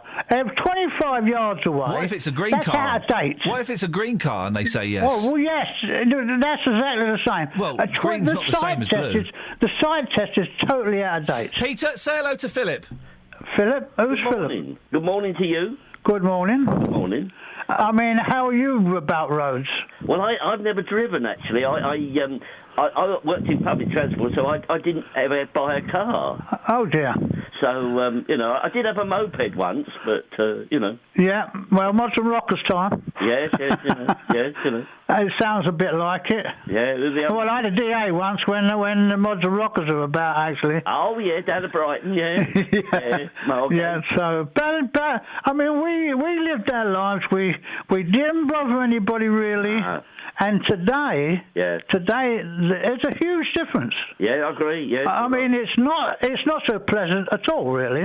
No. I mean, I can't quite understand why we allow some of the horrible things that happen in this world to continue to happen. Can you? No, I can't understand it either. No, not at all. No. I mean, it's a bit ridiculous, really. It is. I agree. Yeah. Right. Yeah. I mean, and what did you used to do for a living then? Well, as I say, I worked in public transport. Just straightforward public transport all the time. I spent 15 years. I was a bus conductor, and then for 23 years I was what we call a roving ticket inspector. You see. Well, that gives you your age. Bus conductor. Goodness gracious me. Oh yeah, it was good fun. Yeah. Well, I've had a good time all my life, really. Yeah. I mean, we have. I mean, we look back. You had our lows, but we had our highs as well. Oh yeah, of course we did. Yes, it's interesting. The people have a go and say, you're talking going on again. But it's we've had. Well, it's funny because they think if they talk to some of the older people rather than pass them by, they would learn. They would get a bit of knowledge, really. Well, they did. I mean, I think they would find it. I mean, when I'm showing you hear what people had to say, or the elder people, experience. It's interesting. Well, we're the last group, that can all read and write. You realise that? Oh no, I wouldn't say that. I know what you're getting at. Yeah, I know. Anyway, it's great talking to you. Yeah, you too. Thank you. Look after yourself. Thank you very much. Bye. Bye. Hello? Hello, Ian? Oh, Philip. Yeah, good morning. I'm sucking on a lollipop, Kojak style. Daily Express. Yeah. There was a film back in 1961 called The Day the Earth Caught Fire. It takes place in the offices of the Daily Express. Oh, yeah. It's just been re-released. They've digitally remastered it, and the premiere is going to be held in the courtyard of the British Museum on August the 28th. I think I'm busy then. The when? Michael Caine. Yeah. It's one of the first films he was ever in. Have you seen the film Weird Science? No, it's one of them films that you always think, I must see it. Oh, mate, No. I was watching it last night. I used to love that film. As a teenager, growing up in the 80s, it did everything it needed to do. It was funny, it was naughty, it was rude, it was sexy, it was brilliant. And I watched it last night with... Kath bought it for my birthday. Yeah. I watched it with slight trepidation, thinking this is going to be a bit ropey. I was sat at home with a pizza on my lap, in my pants... I was in my pants. The pizza wasn't. It was towards the end. Yeah. Who's in it, Ian? Who's the stars? It's got Kelly LeBrock. Yes. It's got something Michael Hall. It's who's the John Hughes. Who did all the Brat Pack films. Yeah, because John Hughes made some great films. Did you? Rob Lowe's in it. A young Rob Lowe's in it as one of the baddies. He's brilliant. He's brilliant in it. And he's got really funny teeth. Yeah. Did you know that John Hughes had a son? He's got a son who's a very good actor. Did you ever see Mercury Rising with Bruce Willis? No. Is that the one where he's a singer? Oh, no, that's The Return of Bruno. His son's called Mike Hughes. Oh. And you've got to see Mercury Rising. Mike Hughes gives a great performance as a little boy who's autistic. Oh, blimey. Well, Philip, I shall check out those film recommendations at some point. Tonight, dear listener, I think I'm watching The Breakfast Club. And I don't think I've ever seen The Breakfast Club. I suspect about 10 minutes into it, I'll go, oh, I have. But I think I missed that one. I loved all those. I loved Weird Science. Pretty in Pink is the one for me. Molly Ringwald. It's not in that set, is it? Though? No, it's not. I love that. Is it 16 Candles? 16 Candles, which I've definitely not seen. I like Heathers. Heathers is a good film. I haven't seen Heathers. Controversial. Oh, yeah. Controversial. Yeah. Controversial. Yeah. But it's good, Heathers. What other films from that? Bueller. Oh, Bueller's like the king. That's the best of all those movies. Well, I know War Games isn't necessarily Brat Pack style, but War Games is a good thing. Goonies. Have you ever seen Adventures in Babysitting? I went to the cinema to see that. They changed it, didn't they? Yeah, they to A Night on the Town. Yeah, why? I don't know. Well. Have you? That film introduced me to the music of Phil Spector, because they play And Then He Kissed Me in it. Do you remember? No. Oh. Is the answer to Kelly's question. Thank you. Well, there we go. We came very close to talking about old kids' TV shows, but we didn't. We stayed just on the right side. But well done, everybody. 08459 455 555. BBC Three Counties Radio. Let's get the travel. Travel news for beds, cards and bugs. BBC Three Counties Radio. Looking rather slow moving at the moment on the Great North Road heading southbound at the Black Cat roundabouts. The M1 heading southbound looking rather slow moving on the speed sensors between junction 11 Dunstable Road and junction 10 for Luton Airport. The M25 heading anti-clockwise, very slow moving at the moment between junction 17 at Maple Cross and junction 16 the M40. And the A1 Barnet Way looking heavy on camera heading southbound between Stirling Corner and Mill Hill Circus. And in Cheshunt Turner's Hill at the moment there's some emergency repairs taking place just at College Road due to a burst water main. On the trains, no reported problems or delays. Nicola Richards, BBC Three Counties Radio. 7:45, Wednesday, the 13th of August. I'm Iain Lee. These are your headlines on BBC Three Counties Radio. The RAC says politicians should tackle motorists' bugbears like the cost of fuel and the state of the roads. The cost of clearing up illegally dumped rubbish in Hertfordshire reached £500,000 last year. And in football, victories for Watford and Milton Keynes Dons take them through to the next round of the Capital One Cup. But Stevenage, Luton and Wickham are out. Let's get the weather. Here's Kate. Beds, Herts and Bucks weather. BBC Three Counties Radio. Good morning. It's a bright start across many places this morning. Have got a little bit of cloud out there, but it doesn't seem to be causing too many problems, not really interrupting the brightness behind it. But yes, sunny spells really throughout the day. Maybe one or two showers developing for parts of Buckinghamshire later on this afternoon, but most of it should stay dry. Still got a bit of a breeze. It's less than yesterday. It reduced overnight, but it is still noticeable. But because it has reduced slightly, it's going to feel that little bit warmer. Maximum 21 Celsius later. Overnight, dry, clear spells. Temperature down between 12 and 14 Celsius. So quite a fresh start tomorrow, similar to this morning, actually. Bright and sunny for Thursday to start with, but then those showers will develop. Some of them heavy, thundery, and perhaps a bit more frequent. Maximum temperature 20 Celsius. And that's your forecast. Saturday afternoons mean loads of live football here on BBC Three Counties Radio. And this weekend we'll bring you another 4 live games. Can he finish it? Yes, he can! Game over! In the Championship, Watford travel to Norwich. But Forestieri with his first touch of the afternoon! In League One, MK Dons are away to Peterborough. And it's 3-2, it's McFadden on his debut as well! And in League Two, Luton host AFC Wimbledon and Stevenage go to Southend. Stevenage's first goal of the season, well deserved as well. All 4 games live in Three Counties Sport. And it's Mark Cullen, it's a great goal from Luton Town. Saturday from 2 here on BBC Three Counties Radio. Hey, if you want to giggle, go facebook.com/BBC3CR. You can see the new map put out by the Canal Trust of Berkhamsted. Yeah, it's good. It shows you, like, the pubs and the canal and the bridges and all of that, the locks and stuff like that. But it looks like, it looks like a willy. Facebook.com/BBC3CR. But is it deliberate, or is there a kind of a way around it? I'm joined now by Louisa Keyworth, Publishing Manager for Maps International. Morning, Louisa. Good morning, Ian. You've seen the map. What do you make of it? I think it's a very nice little map. It's a shame about the overall shape of it, shall we say, but obviously it's following an important feature in Berkhamsted, which is the canal. It shows all the information you'd want to know about it. It's just maybe somebody could have thought about what the final map was going to look like. They've done this deliberately, haven't they? Well, I suspect so. Because it's got, they could have added a little bit at the top and taken a little bit away at the sides and done all of those kinds of things. They could have done. They could have shown a wider area so that the linear feature wasn't quite so obvious. But apart from that, would you say this is a good map?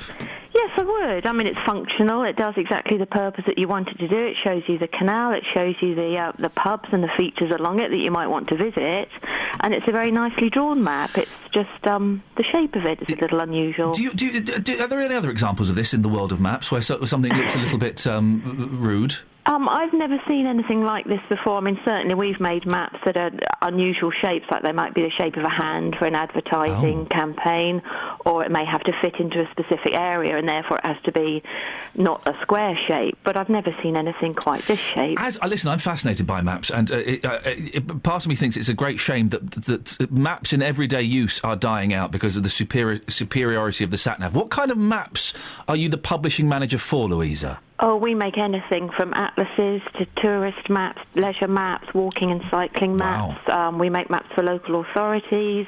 We make maps of the world, maps of the UK. And there's still a big demand for this, despite the fact that you can pull up a map on your phone now, can't you? Yes, you can, but it may not show all the features that you might particularly want to look at. And we're still finding that people are very reliant on paper maps.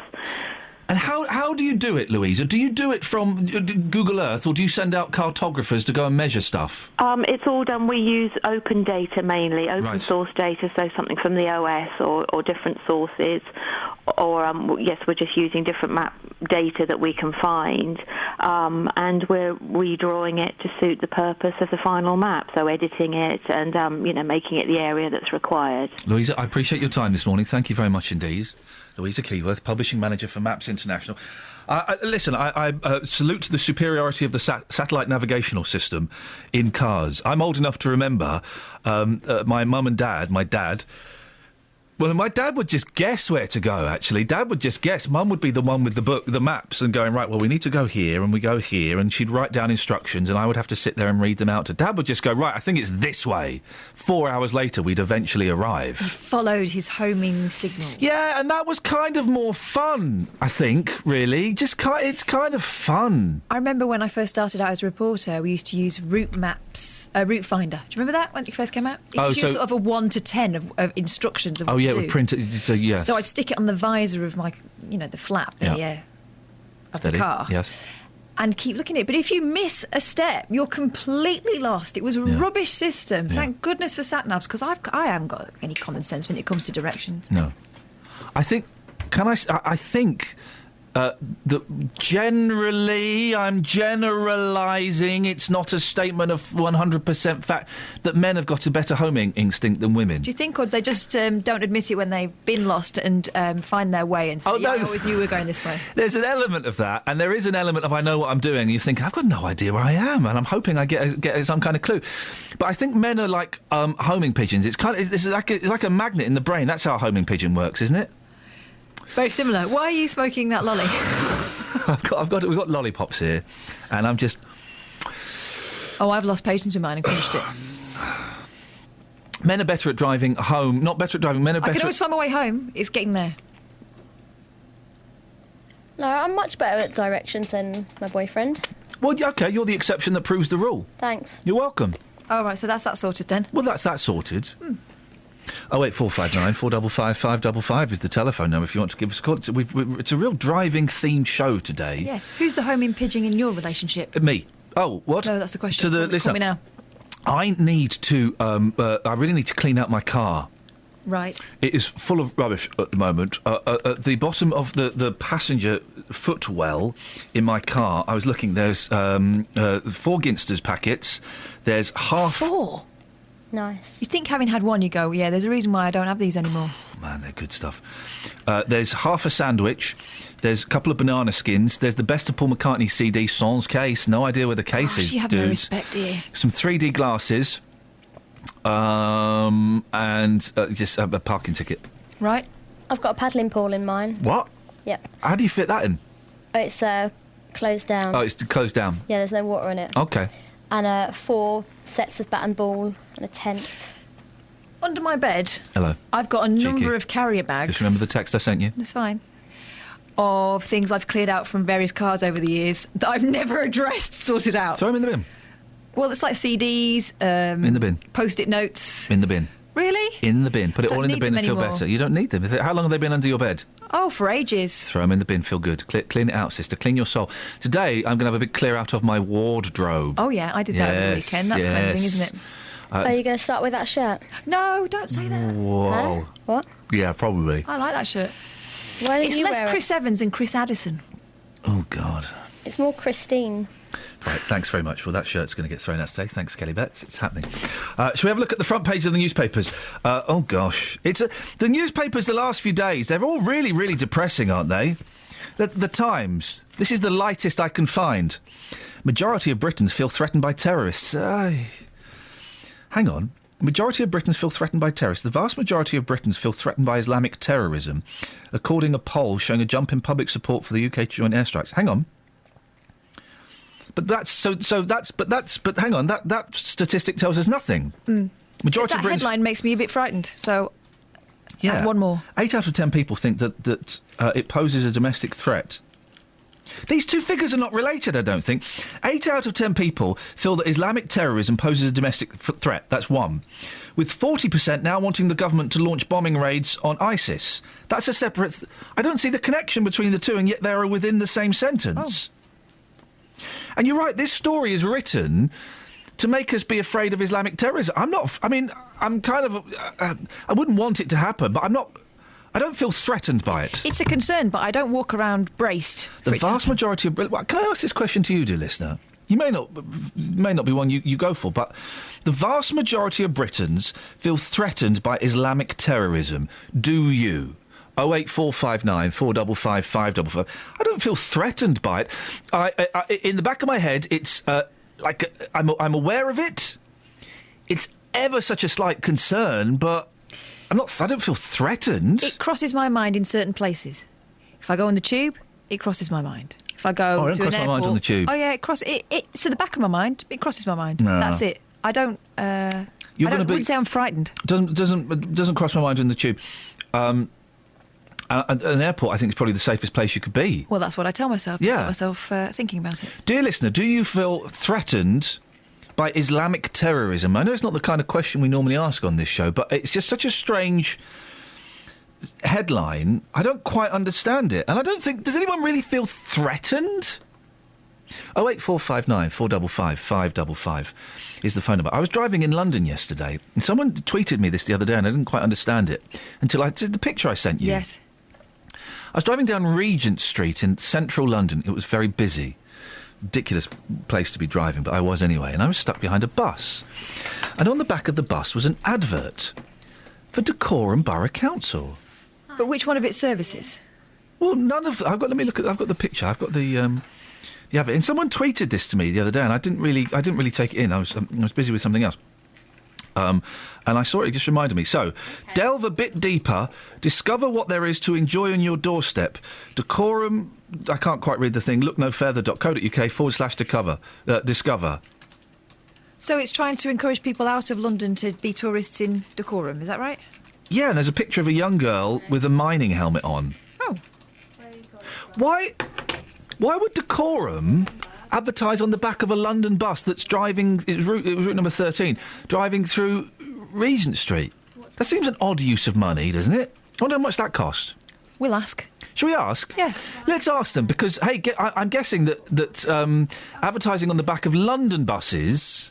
I'm aware that we've used advertising on the back of buses, but advertising on the back of London buses, I would imagine... We advertised around here where we were broadcasting. In London buses, I bet it costs a few quid. Mm. Maybe they got a deal, I don't know. It just seemed like an odd thing to see. 08459 455 555. Sorry, a couple of tangents there. I would like to know, do you feel threatened by Islamic terrorism? It says here the majority of Britons do. I would suggest not. I don't like it. I don't want it to happen. I know it does happen, but I don't feel threatened by it. 08459 455 555. That and what annoys you about other drivers, and also on our driving special here on BBC Three Counties Radio. 100-year-old driver. It's in the Express in the Mail today. Really? Come on, guys, that's too old, isn't it? Travel news for beds, cards and Bucks. BBC Three Counties Radio. The M1 heading southbound, rather slow moving on the speed sensors between junction 11 for Dunstable Road and junction 10 at Luton Airport. In Bricketwood, very slow moving on the North Orbital Road just off the M25. The M25 itself looking very slow at the moment, heading anti-clockwise between junction 18 at Chorleywood and junction 16 for the M40. In Cheshunt at the moment, there's restrictions in place on Turner's Hill just at College Road. There's emergency repairs taking place there to a burst water main to approach with care. So far, taking a look at the trains, everything's running well across the three counties. No problems or delays. Nicola Richards, BBC Three Counties Radio. Thank you very much. I don't like delving down memory lane too much, but I've just been reminded of two excellent 80s films. Mannequin. Do you watch Mannequin? Oh, Mannequin's great. And, of course, the great long-lost classic Weekend at Bernie's. Have you seen that? Bernie's dead, and they have to pretend he's alive. It's wonderful. Local and vocal across beds, hearts and bucks. This is BBC Three Counties Radio.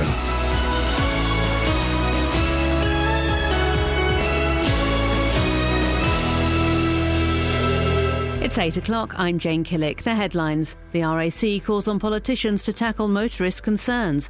Hertfordshire counts the cost of fly tipping, and the Hollywood actress Lauren Bacall has died. BBC Three Counties Radio. Politicians are being called upon to do something about the problems faced by motorists. In a survey by the RAC, the cost of fuel, the state of the roads and poor parking facilities drop the issues drivers have to deal with. Technical Director of the motoring organisation, David Bisley, told Iain Lee illegal behaviour is also a worry.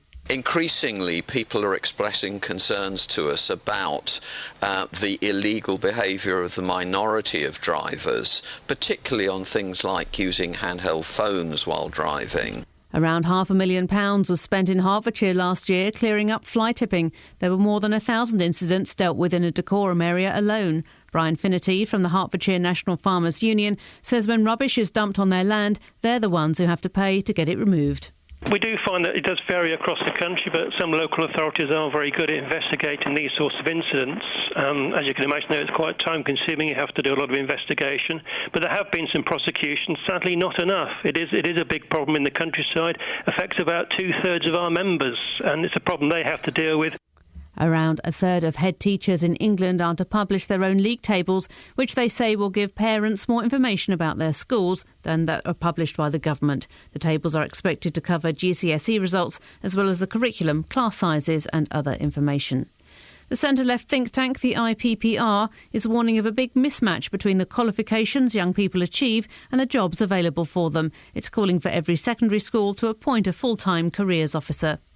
Firefighters were called to a house on fire in St Albans last night. A woman was led to safety and 2 men were treated for breathing in smoke in Park Street. One of Hollywood's great leading ladies, Lauren Bacall, has died at the age of 89. She became famous because of her first movie scene in To Have and Have Not, opposite Humphrey Bogart, whom she later went on to marry. The entertainment journalist, Jeannie Wolfe, met her and says she wasn't like most of the characters she played. I kind of bought into the fact that she would be as cool and intimidating as she was on the screen. When you met her, at first she was a little bit intimidating, and then you found out she was a broad. She was a lot of fun, very direct, very opinionated, very lusty, just a great woman. And in last night's football, Watford are through to the second round of the Capital One Cup after beating Stevenage 1-0. Also through are the Milton Keynes Dons with a 3-1 victory over AFC Wimbledon. But both Luton Town and Wycombe Wanderers are out, losing to Swindon and Millwall. The weather, a dry day with good sunny spells, just the odd shower, temperatures up to 21 Celsius. And get the latest news and sport online at bbc.co.uk/3 counties. BBC Three Counties Radio's big tour of beds, hearts and bucks. Lovely community here, and that's the strongest thing. It's all about where you live. Got the Bluebell Woods, which is about 5-10 minutes away from here. All this week, we're featuring Flamstead and Markyate. It's a very tight-knit family community and draws people in. The big tour of beds, hearts and bucks. BBC Three Counties Radio. If you've not seen A Weekend at Bernie's, man, it's fantastic. It's got that fella in it. Who's that fella? I think he's the same guy that's in Mannequin. Who's that fella? Andrew McCarthy. Is that him? Sounds... yeah, Andrew McCarthy. He popped up recently in a TV series, didn't he? It was a new Sex and the City. It was... my wife watched it. It was... rubbish. It was about... Girls. New Girl. No. It wasn't... No. Girls is funny, isn't it? Don't know. Anyway, he's in Weekend at Bernie's. And I'm reminded there is a Weekend at Bernie's 2. Where the premise of A Weekend at Bernie's is that Bernie is dead and these kids, including... what was his name? Andrew McCarthy. Pretend that he's alive so they can throw a party at his mansion. It's a cracking film. It's a cracking film. Right, lots coming up on the show this morning. It's kind of a motoring special, but don't switch off. We can make that good, guys. We're talking about moaning motorists, manly maps, and a 100-year-old driver. 08459 455 555. Across beds, hearts and bucks. This is BBC Three Counties Radio. If you want to have a laugh, facebook.com/BBC3CR. It's a map of the Berkhamsted, all the waterways and some of the pubs and the tourist attractions. It's been designed to look like... plums and a sausage. It has, hasn't it? I'm trying to think of a delicate way to phrase it. It's been designed to look like a men's parts. It certainly looks as if it would be very difficult not to see that. They've done it deliberately. There's no, if you look at the detail... follow my own advice, and I can't not. If you look at the detail at the right-hand side of it, that near end... Near the bridge. I mean... That's deliberate, isn't it? There's an arrow coming out of it. Pointing to Hemel Hempstead. It's deliberate. It's facebook.com/BBC3CR. It's a work of genius. Whoever did that, I hope he was given high fives around the office and donuts and bought an extra large latte or something, because it's a work of genius. facebook.com/BBC3CR. Also, I just kind of threw this out there, and it's not the sort of thing we normally do on the show, but it struck me at the front page of the Times. Majority of Britons feel threatened by terrorists. and then underneath, support grows for airstrikes in Iraq. I don't quite see the connection, but anyway, the vast majority of Britons feel threatened by Islamic terrorism. 8 out of 10 people think that Islamic terrorism poses a domestic threat. Am I missing something? Are they speaking specifically about what's happening in Iraq? Or are they just talking about Islamic terrorism in general? Because I don't feel it. I don't get it. I don't feel threatened or particularly frightened by it. If you want to have your say, 08459 455 555 is the telephone number if you want to give us a call on that, or you can also send me an email. ian.lee@bbc.co.uk. Other things on the front page of the... Well, a lot of them are carrying on the Robin Williams story. We'll go to that in a second. Raymond's on the line. Morning, Raymond. Morning, Ian. Are you feeling threatened by Islamic terrorism? Definitely not. No. But we're in the minority then, according to the front page of the Times. Well, the Times is talking out of its rear end, obviously, but, it's ridiculous, totally ridiculous. How can the UK be taken over by terrorists? I mean, this has been Tony Blair's line since, the invasion of Iraq, and yet we still seem to be following that through. It's nonsense. There have been terrorist atrocities in Britain and in Europe over the years that have been, allegedly done in the name of Islam. How do those atrocities compare to the atrocities that are happening in the Middle East? Please tell me.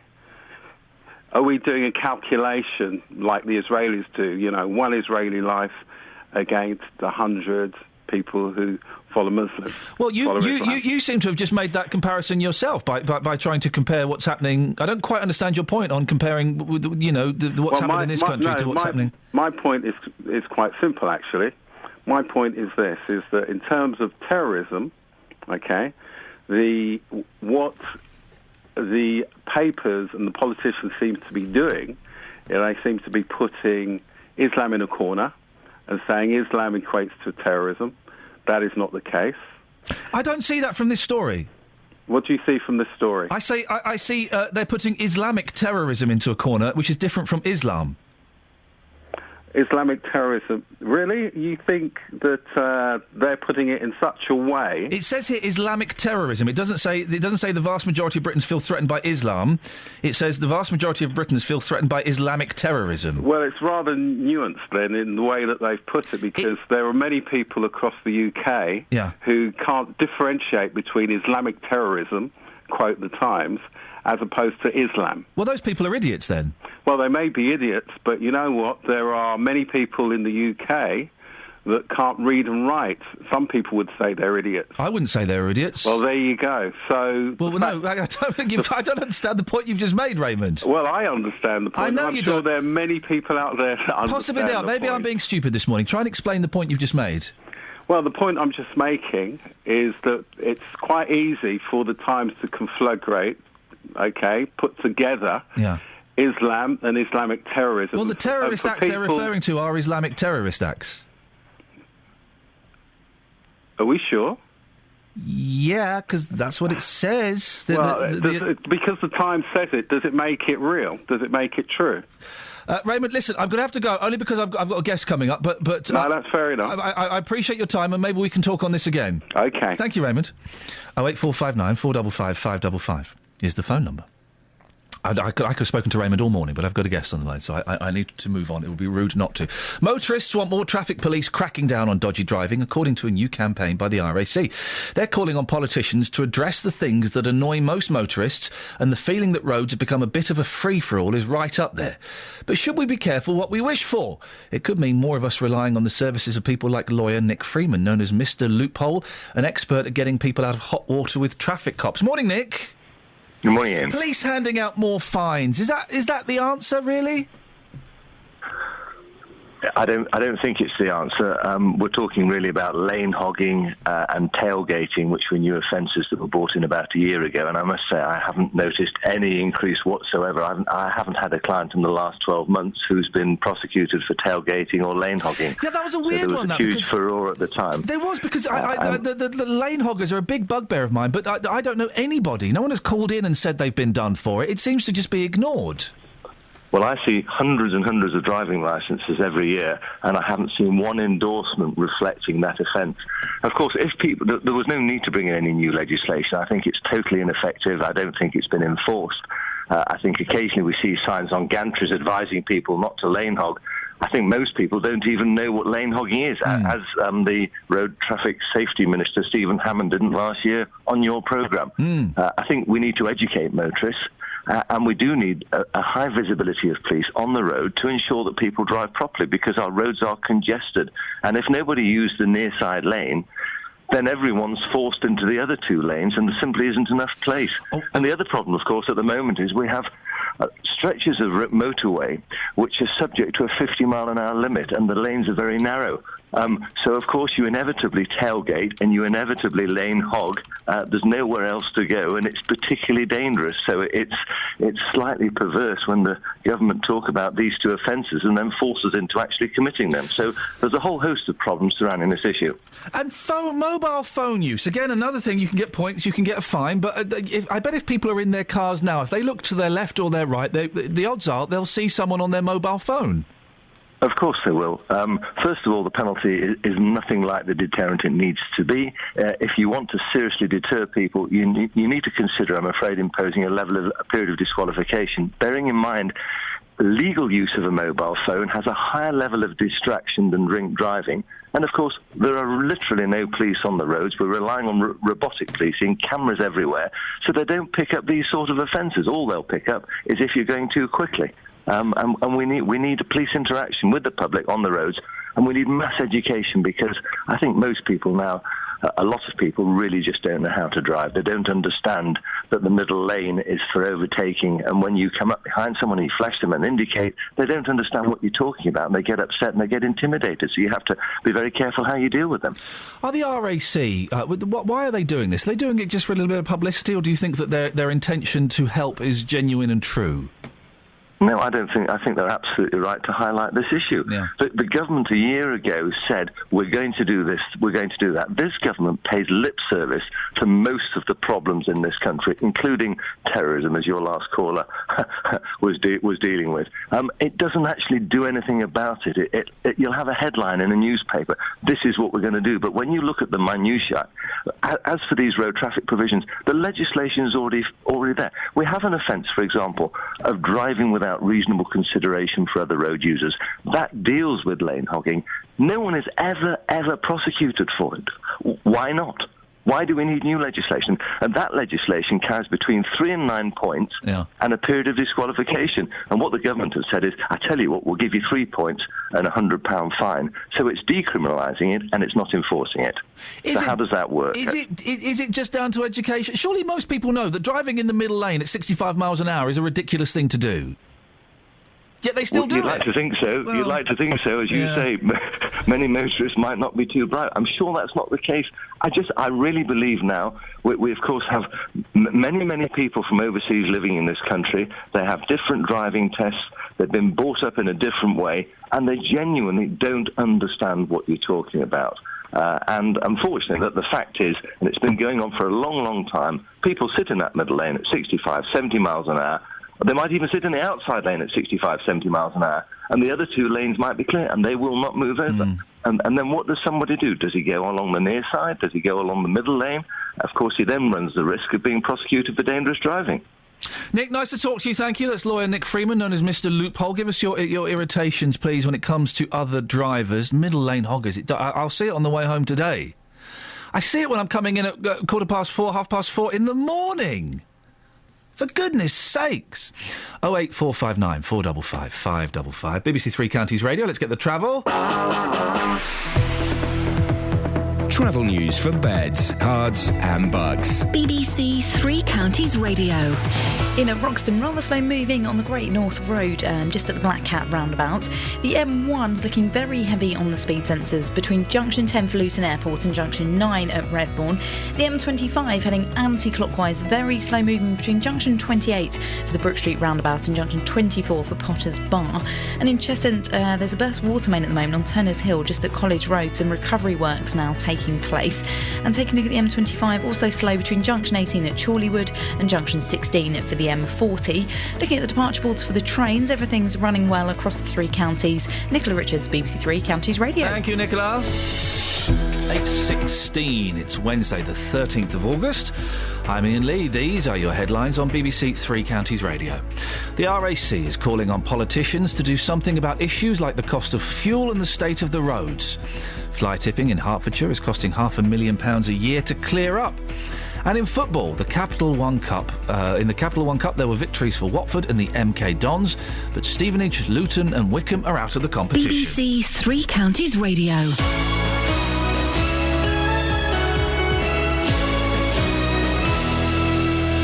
BBC Three Counties Radio's big tour of beds, hearts and bucks. Lovely community here, and that's the strongest thing. Inviting everyone to where you live. Oh, it's lovely. It's a really friendly community. All this week, we're featuring Flamstead and Markyate. It's friendly, nice, quiet village.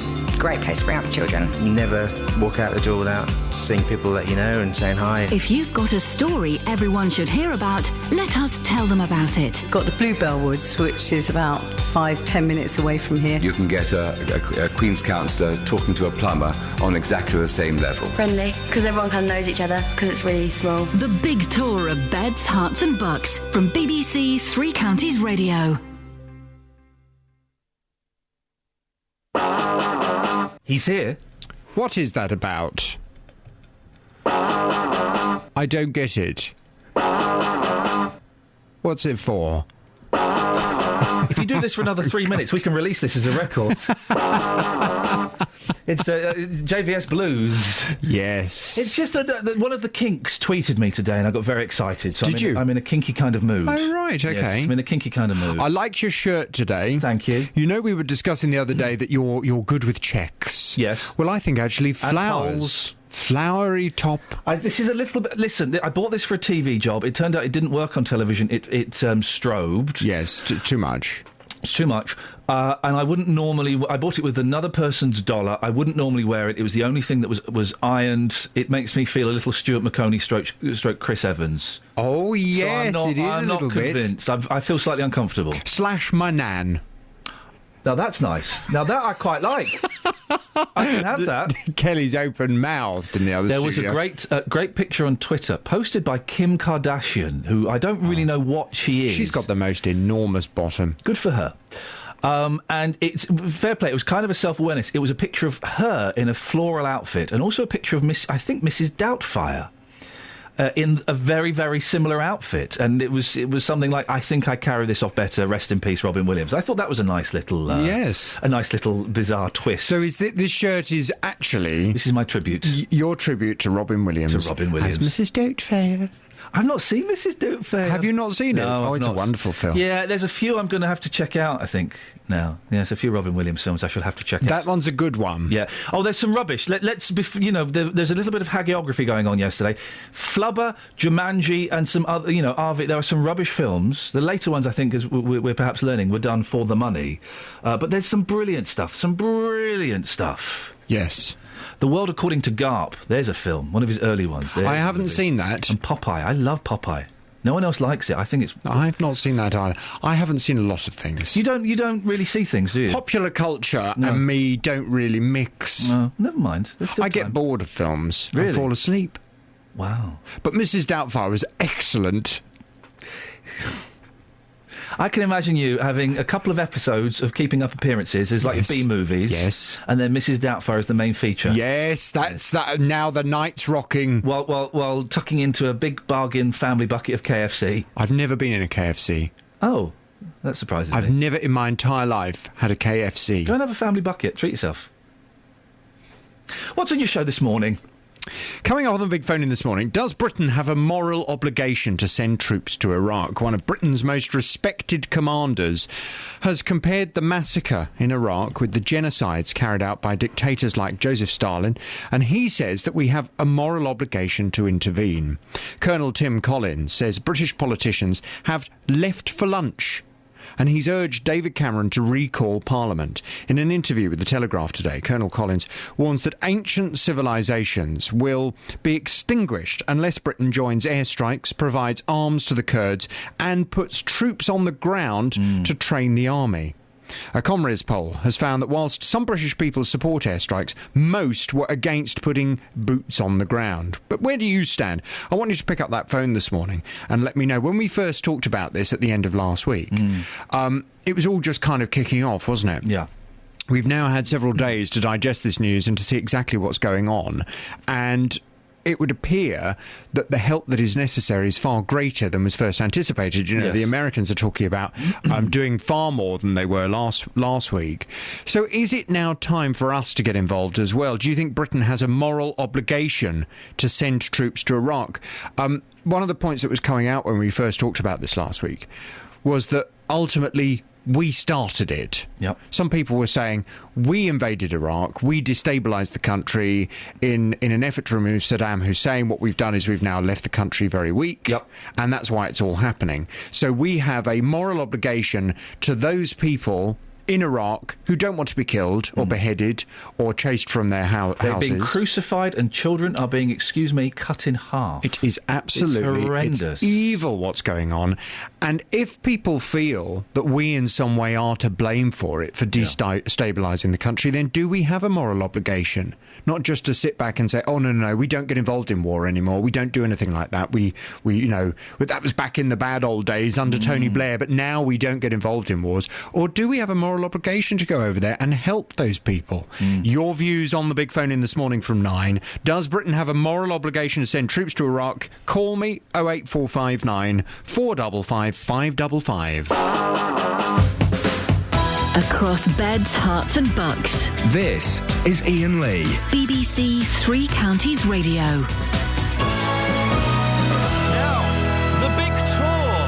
The big tour, Kelly. The big tour. The big tour, Catherine. Whoa, the big tour. Yeah, woo, the big tour indeed. Well, the big tour has arrived in Flamstead and Markyate, and one of the things that people were really keen to speak to Gary Floyd about was fly tipping.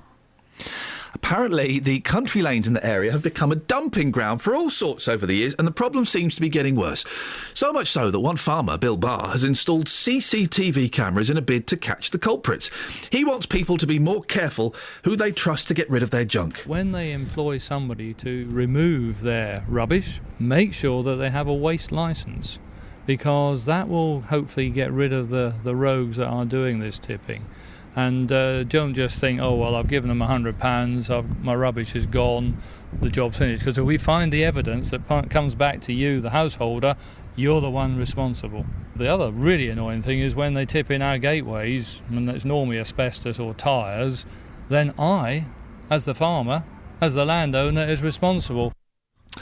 Well, Chris Troy joins me now from Dacorum Borough Council's Regulatory Service Department. Morning, Chris. Good morning, Ian. How serious a problem is fly tipping for your council? Well, you just spoke to Bill Barr, and he mentioned about the problems that he has. Certainly, it is a problem in many authorities.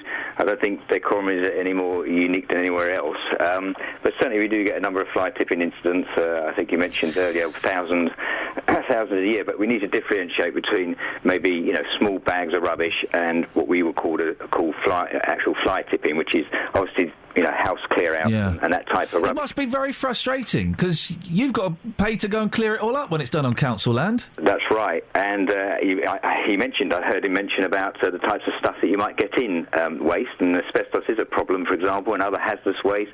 And if it's electrical stuff in there, that we can't dispose of. It has to be taken to special sites, and that's a cost to the council. So it can be very expensive. When we have complaints of fly tipping, we take that very seriously. We have an Environment Health Enforcement team. They will visit, assess each report of fly tipping within the borough. We then try and gather the evidence to identify the source of the waste. We look at the vehicles involved, and we also look for witnesses. Are there many prosecutions, Chris? Okay, well, we recently, I think you'll be aware that we prosecuted a person for dumping waste in Hudnall Common, and that was a fine of £180. It had costs on top of that over £300. So we've had one fine recently. We've got 5 pending, so that gives you some idea, and that is in the areas that you've just mentioned as well. I can understand it's hard work to track these people. Are you just scratching the tip of the iceberg? Because in the year to March, it cost £50,000 in enforcement and close to £100,000 in collecting the rubbish. Well, we employ a number of strategies. So as I say, we do take fly tipping seriously.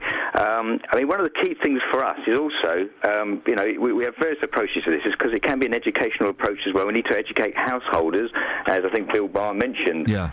Householders need to be educated that they need to check the people that they're using when they're doing a house clearance. They need to check that are they licensed? If a fella turns up with a truck and says, "I can get rid of your rubbish for 20 quid," Absolutely. he's probably not licensed. That's right, and I should say to you as well, 80% of all fly tips are domestic. So between about 80% is domestic, just a 20% is commercial. So there is an educational sort of aspect to this. The people picking up, employing people to pick up rubbish from their houses need to ensure that they're bona fide. And the other thing I should say is that we do have powers to prosecute the householder, so they are under a duty as well. This is under duty of waste regulations. So it says Section 33 Environment Protection Act, duty of care. So they need to be careful because they could be culpable as well. And what I would say to you is that we haven't taken any actions against householders because we found in the instances that we've investigated, the householders are very helpful when they realise that the person has taken their rubbish away. They may have done it unwittingly. They've helped us, and sometimes we can get details of the vehicle and various other things. And they've actually been our witnesses. So when we've actually taken action, they've been our witnesses. I should say as well, don't forget, we're talking about prosecutions. Obviously, we issue cautions as well. There's various approaches to enforcement action, from fixed penalty notices, cautions, and prosecution as well. So, just to let you know, we probably get 5 to 30 reports a day, and we've done about 20 PACE interviews a year. Well, good for you. It's one of those things that it's so unnecessary, and it ruins great, beautiful areas. Absolutely, absolutely. As I say, we have an environmental health enforcement team, and their sole job is actually, trying to find culprits to take action against. Chris, keep fighting the good fight. Well done. It sounds like you're doing a good job battling against a load of idiots who think it's acceptable to dump a load of rubbish in country lanes and on the edges of farms and wherever, really. It's awful. Chris Troy from Dacorum Borough Council's Regulatory Service Department. Thank you very much indeed. Talking about annoying driving habits, let's just quickly do an email from Peter. People who come to a complete stop at roundabouts when there is nothing coming. Oh, Pete, no. I'm going to read this next sentence. These people can be broadly described as women. No. Pete. For balance, from a survey recently conducted by me. People who dazzle you with fog lights in the rain, middle-aged men or older, honest it's true. Next time some plank dazzles you with fog lights in the rain, look, and I bet you it's a 40-plus bloke. OK, he's had a go at both genders there, so that's good. Listen to me wheezing. I know. I need to stop smoking. No, hang on, I need to start smoking and then stop smoking. You need to have never smoked. Too late. Travel news for beds, cards and bugs. BBC Three Counties Radio. The M1 heading southbound on the sensors, rather slow moving between junction 10 at Luton Airport and junction 9 for Redbourne. The M25 heading anti-clockwise on camera, very heavy moving between junction 17 at Maple Cross and junction 15 the M4. In Watford, Exchange Road's looking quite slow at the moment, just around Upton Road. And in Cheshunt, at the moment on Turner's Hill, there's some recovery work taking place. Just at College Road, there's a burst water main, so to approach that with care. The A1 Watford Way's looking heavy between Selvage Lane and the Broadway. So far on the trains, everything's running to time. Nicola Richards, BBC Three Counties Radio. Across beds, hearts and bugs. This is BBC Three Counties Radio.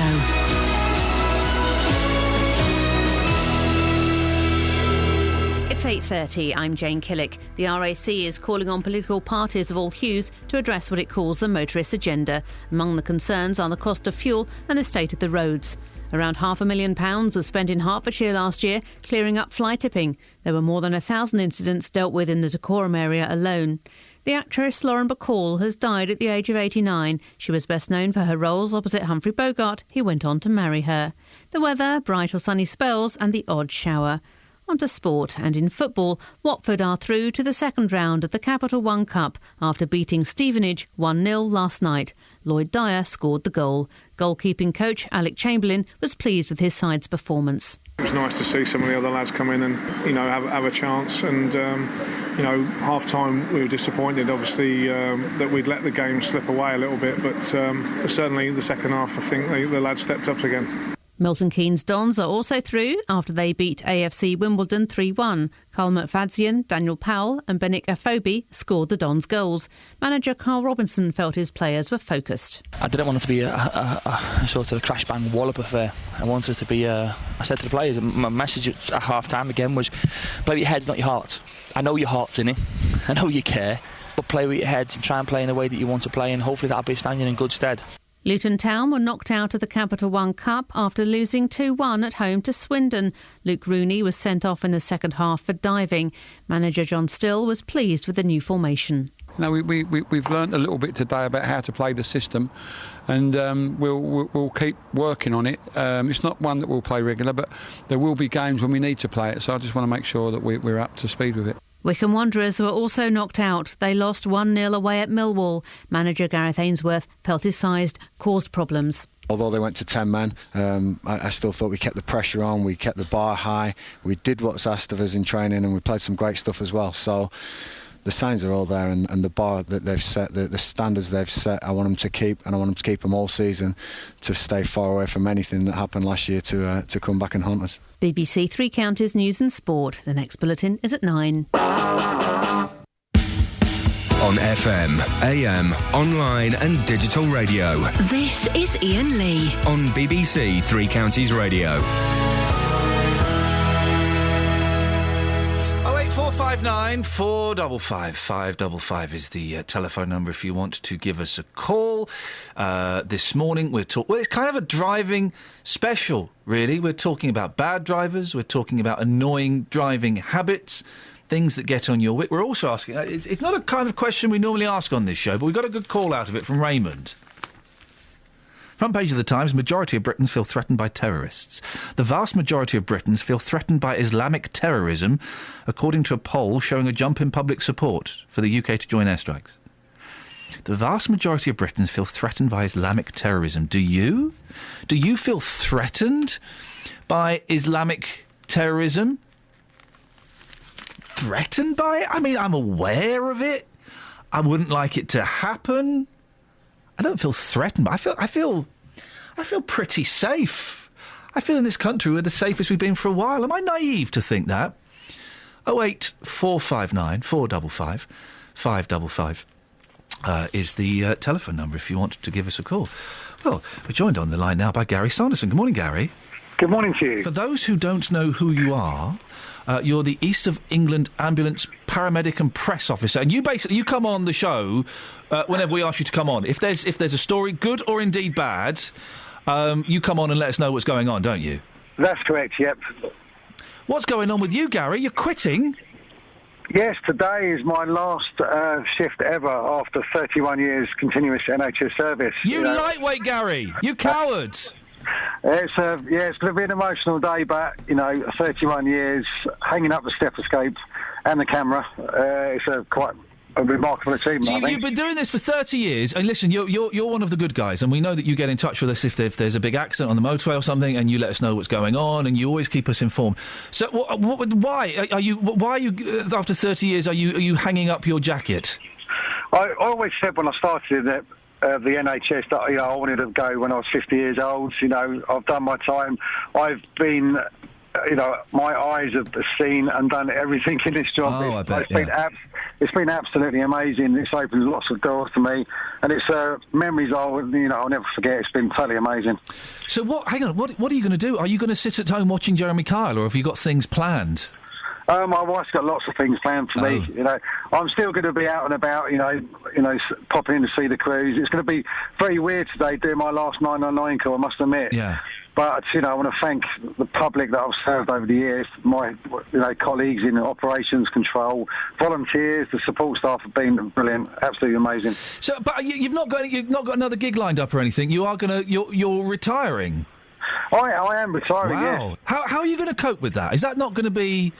I imagine for the first few weeks that'll be awesome, just sitting at home doing what you want to do, going out. But we know that you're a kind of very busy, hands-on kind of guy. How do you think you'll cope with that?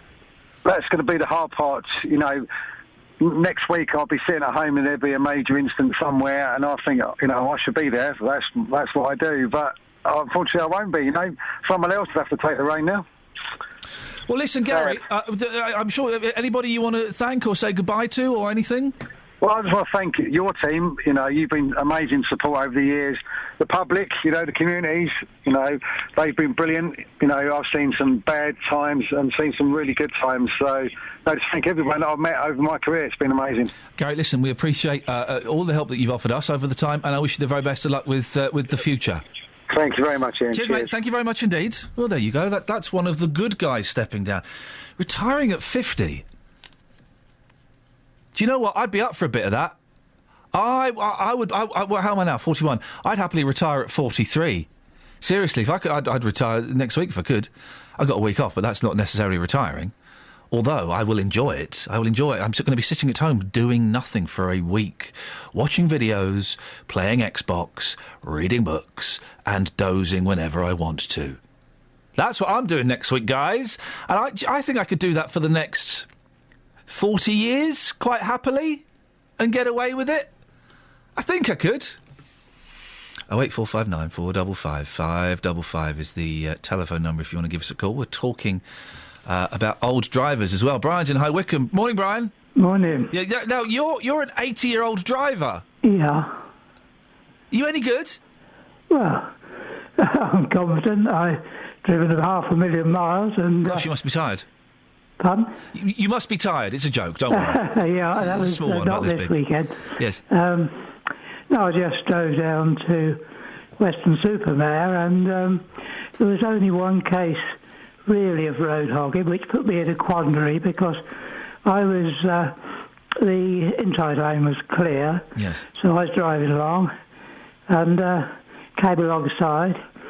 Now what do? Do I just gradually increase maintain my speed and carry on at 70 miles an hour on the inside lane? Or is that breaking the law? Well, it's a tough one, isn't it? Because obviously you're not supposed to undertake. I would suggest that you were probably in the right, though. Yeah, I just carried on. To do that?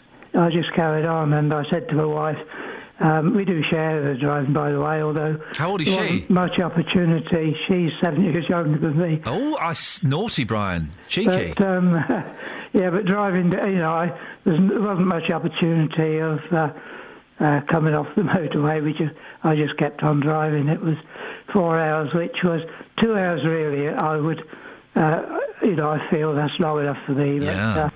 But it was a traffic jam at Bristol as usual. There we go.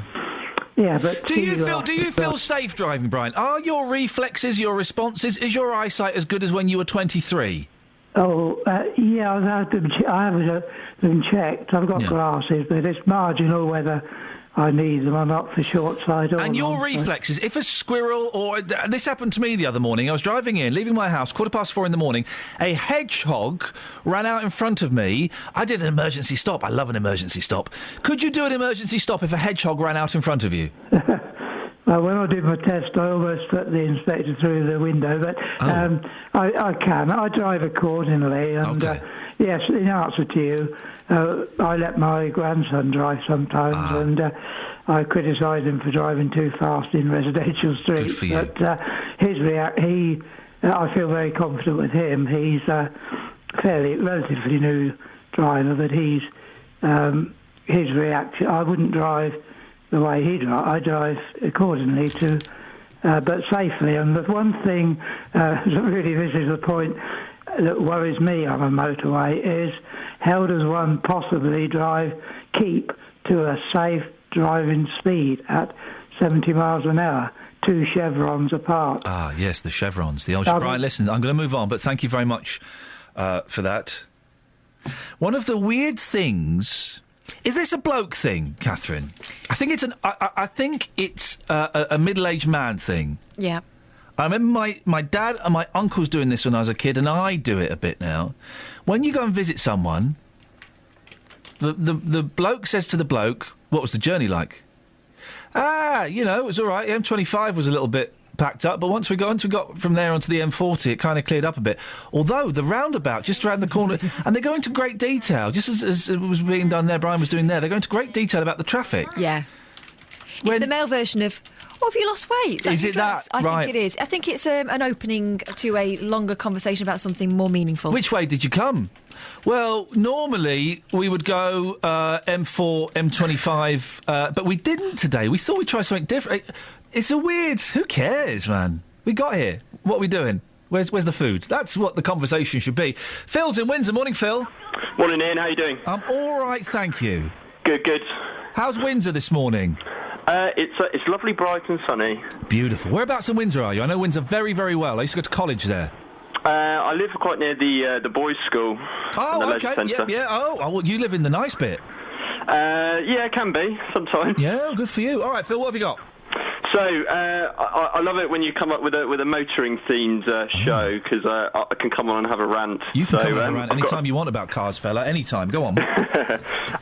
So middle lane drivers, that is my massive bugbear. I can't stand it. From what Mr. Loophole was saying earlier, though, I think it's very difficult for, obviously, the police to marshal it. So I just think let's all take it into our own hands. What are you suggesting? I want to start a renegade police service. Oh, blimey, I don't know. This is, by the way, I'm distancing myself from lunatic Phil in Windsor. How would the renegade police service work, Phil? Well, I just think we need to band enough people together that can marshal these people into the right way to driving. Suddenly I'm back in.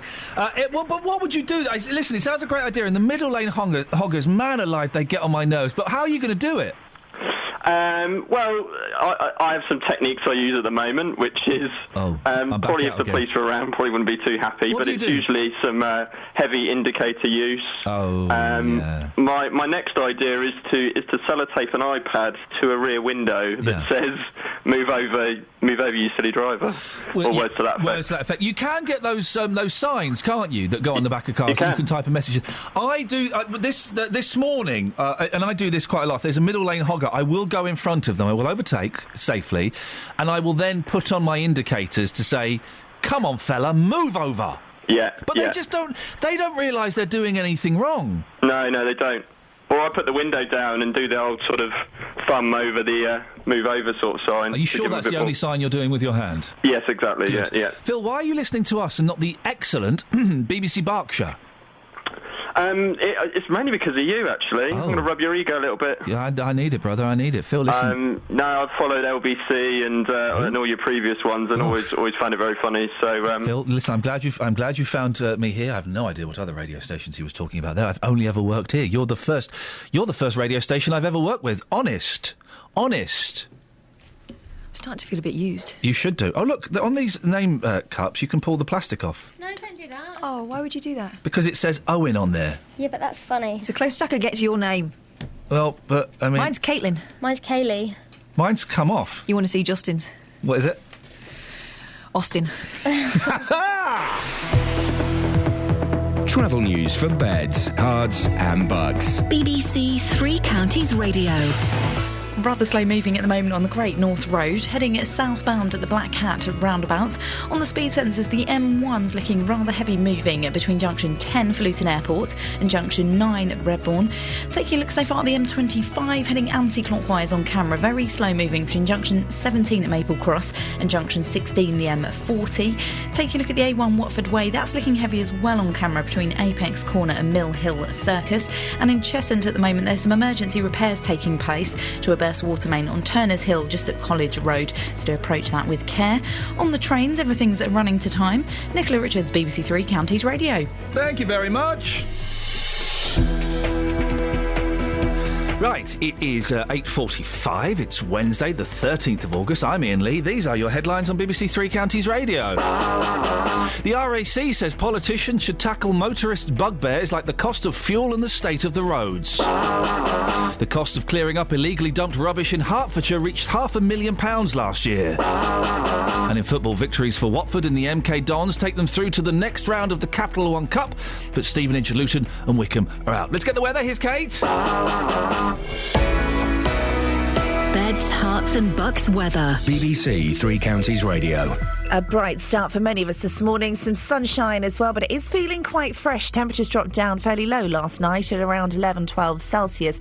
Sun out this morning, though. The breeze slightly reduced, which means we could get a warmer, slightly warmer temperature today, looking at a maximum of around 20, maybe 21 Celsius. Now, I said the breeze has reduced. It hasn't disappeared. It is still noticeable. It's just slightly lighter than yesterday. Some clear spells overnight. We could see 1 or 2 showers pop up later on this afternoon into this evening. They'll die out. We'll get some clear spells, and the temperature's dropping down to similar values. So a fresh start tomorrow morning, the minimum between 12 and 14 Celsius. A sunny start tomorrow, bright start at least, but some showers developing. Some of those very heavy tomorrow afternoon.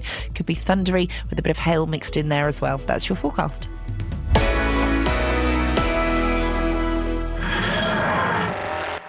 Oh, yes. Oh, yes.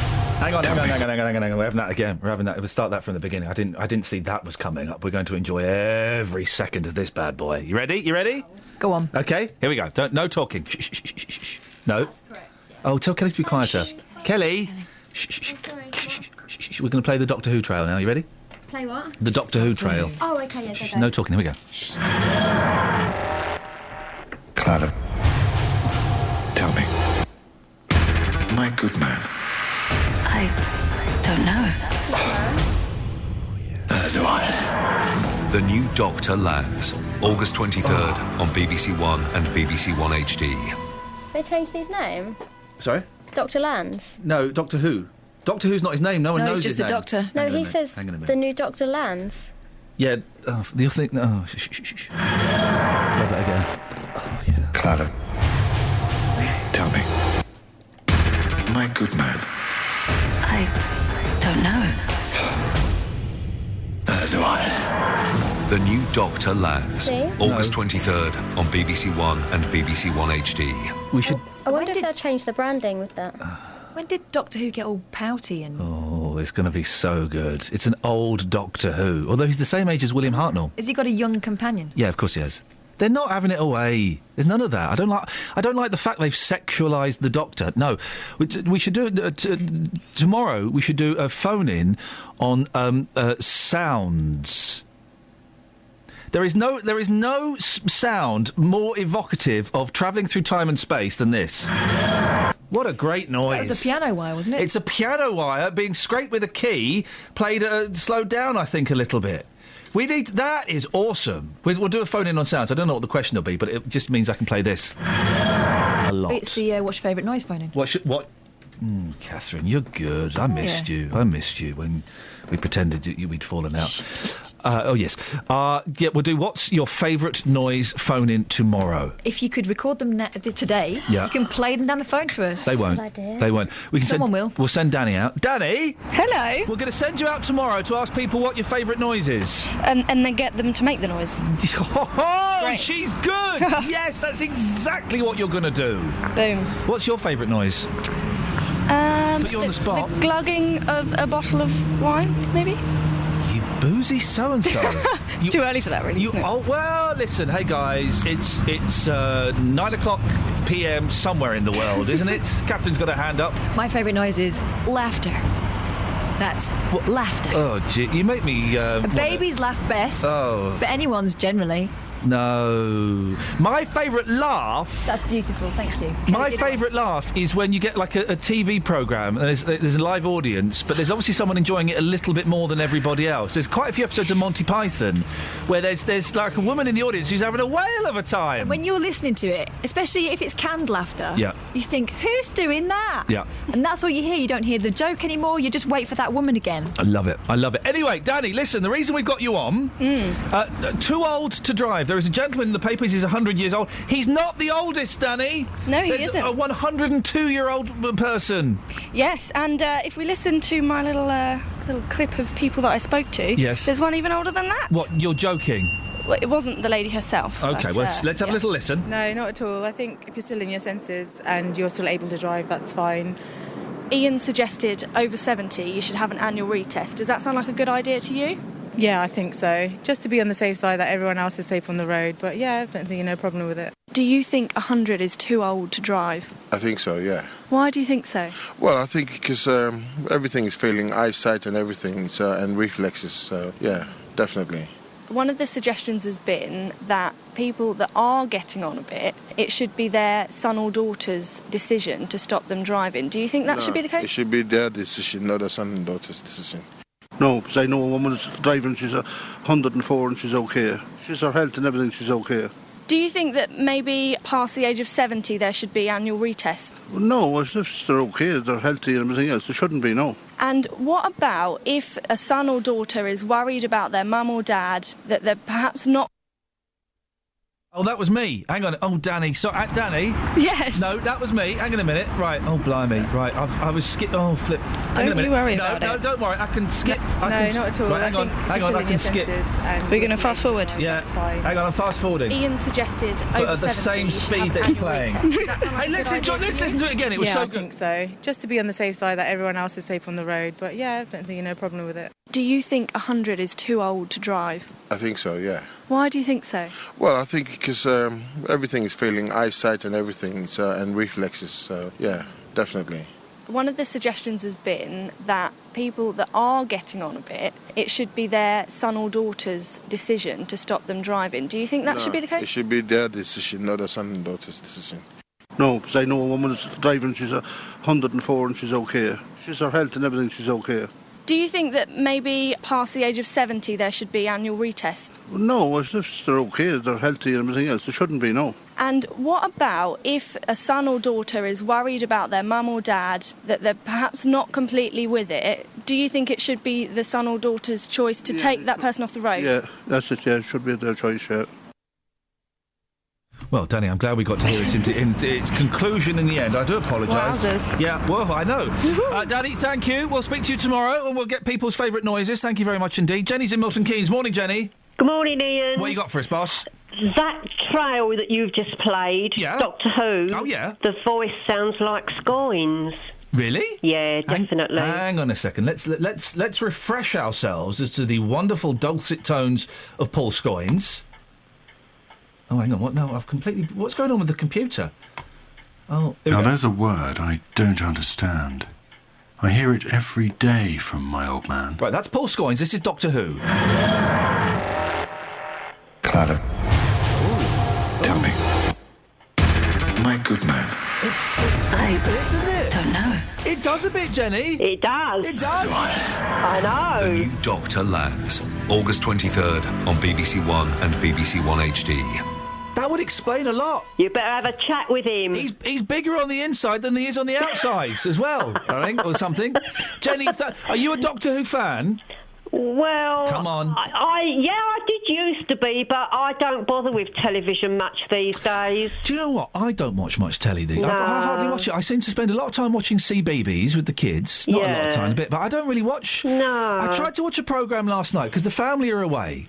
And I was flicking through, I thought, I'll watch a bit of telly, because I got half an hour. And I found myself watching some terrible programme with Kirsty Allsop. Oh. Where she was making people's houses look flipping awful. Oh. I don't know what it was called, but it should have been called Kirsty Allsop Ruins Your House. The Curse of Kirsty. The Curse of Kirsty, that should be it. She's terrible. It's awful, isn't it? There's too much of that, though. It's a waste of time. Jenny, thank you very much. The Curse of Kirsty.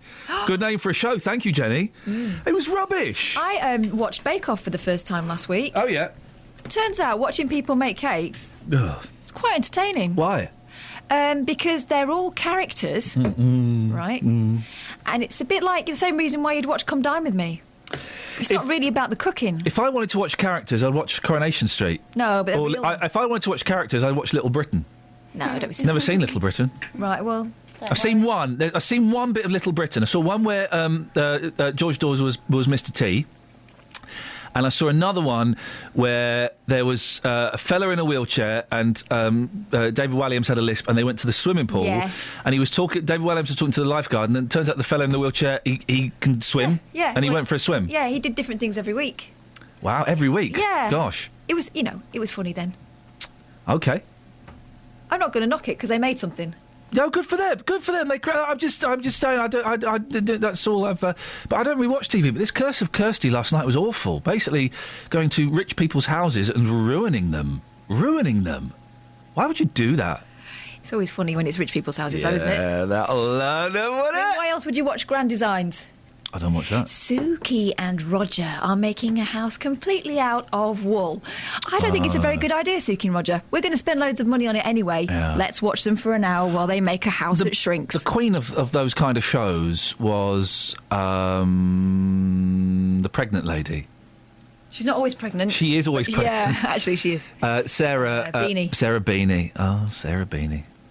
Do you know what I threw away yesterday? Sarah Beanie? No, my How Clean Is Your House book. Oh, I spoke to one of them the other day. Surely you could And she got really annoyed with me. I know which one it was. Yeah. Was it Aggie? Is that one? Yes. She got annoyed with me because I said that my wife likes to mow the lawn. Oh, really? Would you let her go out and mow the lawn? I did. Was it her or was it the one with the hair? The one with the hair. Oh, that's not Aggie, that's Kim. Okay. Scrub it, don't tickle it, dear. Yeah, I used to love her. The phone call ended with, all right then, goodbye. To the point where I had to get someone to phone up and make sure that she was all right. No, she always talks like that. Yeah, it's very weird. Yes. Kelly? Wouldn't your house be cleaner if you just cleaned it rather than watching a programme about how clean it is? No, it turns out I wouldn't. I used to watch it all the time. My house is still a mess. That book did not work. No, it don't work. You've got to get on your... Does anybody... Here's a middle-class problem. Hello? I haven't cleaned my house in... Morning. 7 years. Got a cleaner. All right. Got a cleaner. I want one of those. Yeah. I can't justify it, though. I've got too much working class guilt. Yeah, I had that. I totally had that. And I ummed and ahed for about 18 months for getting a cleaner. And I felt so bad about doing it. I thought my mum is going to hate me. I've let down my heritage. And I did it, and it was the best thing I've ever done. It's great. I would find it a great help. It cleans. It cleans. But then I'd clean up before she came, out of shame. Yeah, I did that the first few times. And then I always had to be out of the house when she came. Derek's on the line. Morning, Derek. You're the last call on this show. What have you got for us? Good morning to you. Good morning. I heard you saying about driving at near the age of 100. Yes. Right, I'm 80, and I take a driving test every 3 to 4 years. Oh, good. How about doing it every year? No, that's too expensive.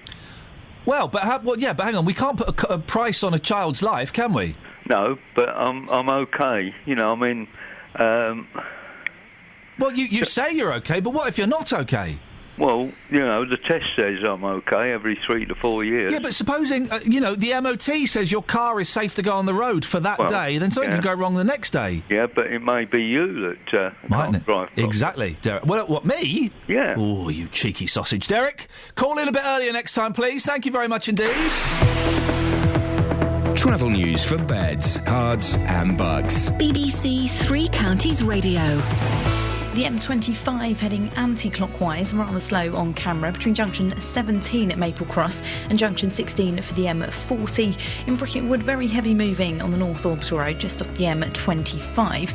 And taking a look so far at the A1 Watford Way on camera, looking quite heavy heading southbound between Apex Corner and Mill Hill Circus. And in Cheshunt at the moment there's some emergency repairs taking place just on Turner's Hill at College Road. There's a burst water main there, so there are a few restrictions in place at the moment. Severe delays at the moment on the Bacon-Loo line between Queen's Park and Harrow and the Wildstone.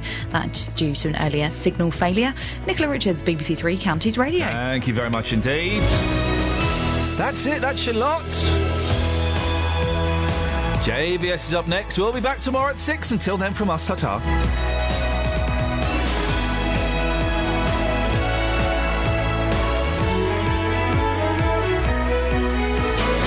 Local and vocal across beds, hearts and bucks. This is BBC Three Counties Radio. Thank you, Iain. Good morning. Welcome to the JBS show. I'm Jonathan Vernon Smith. It's Wednesday. It's 9 o'clock. And on today's Big Phone In, does Britain have a moral obligation to send troops to Iraq? One of Britain's most respected commanders has compared the massacre in Iraq with the genocides carried out by dictators like Joseph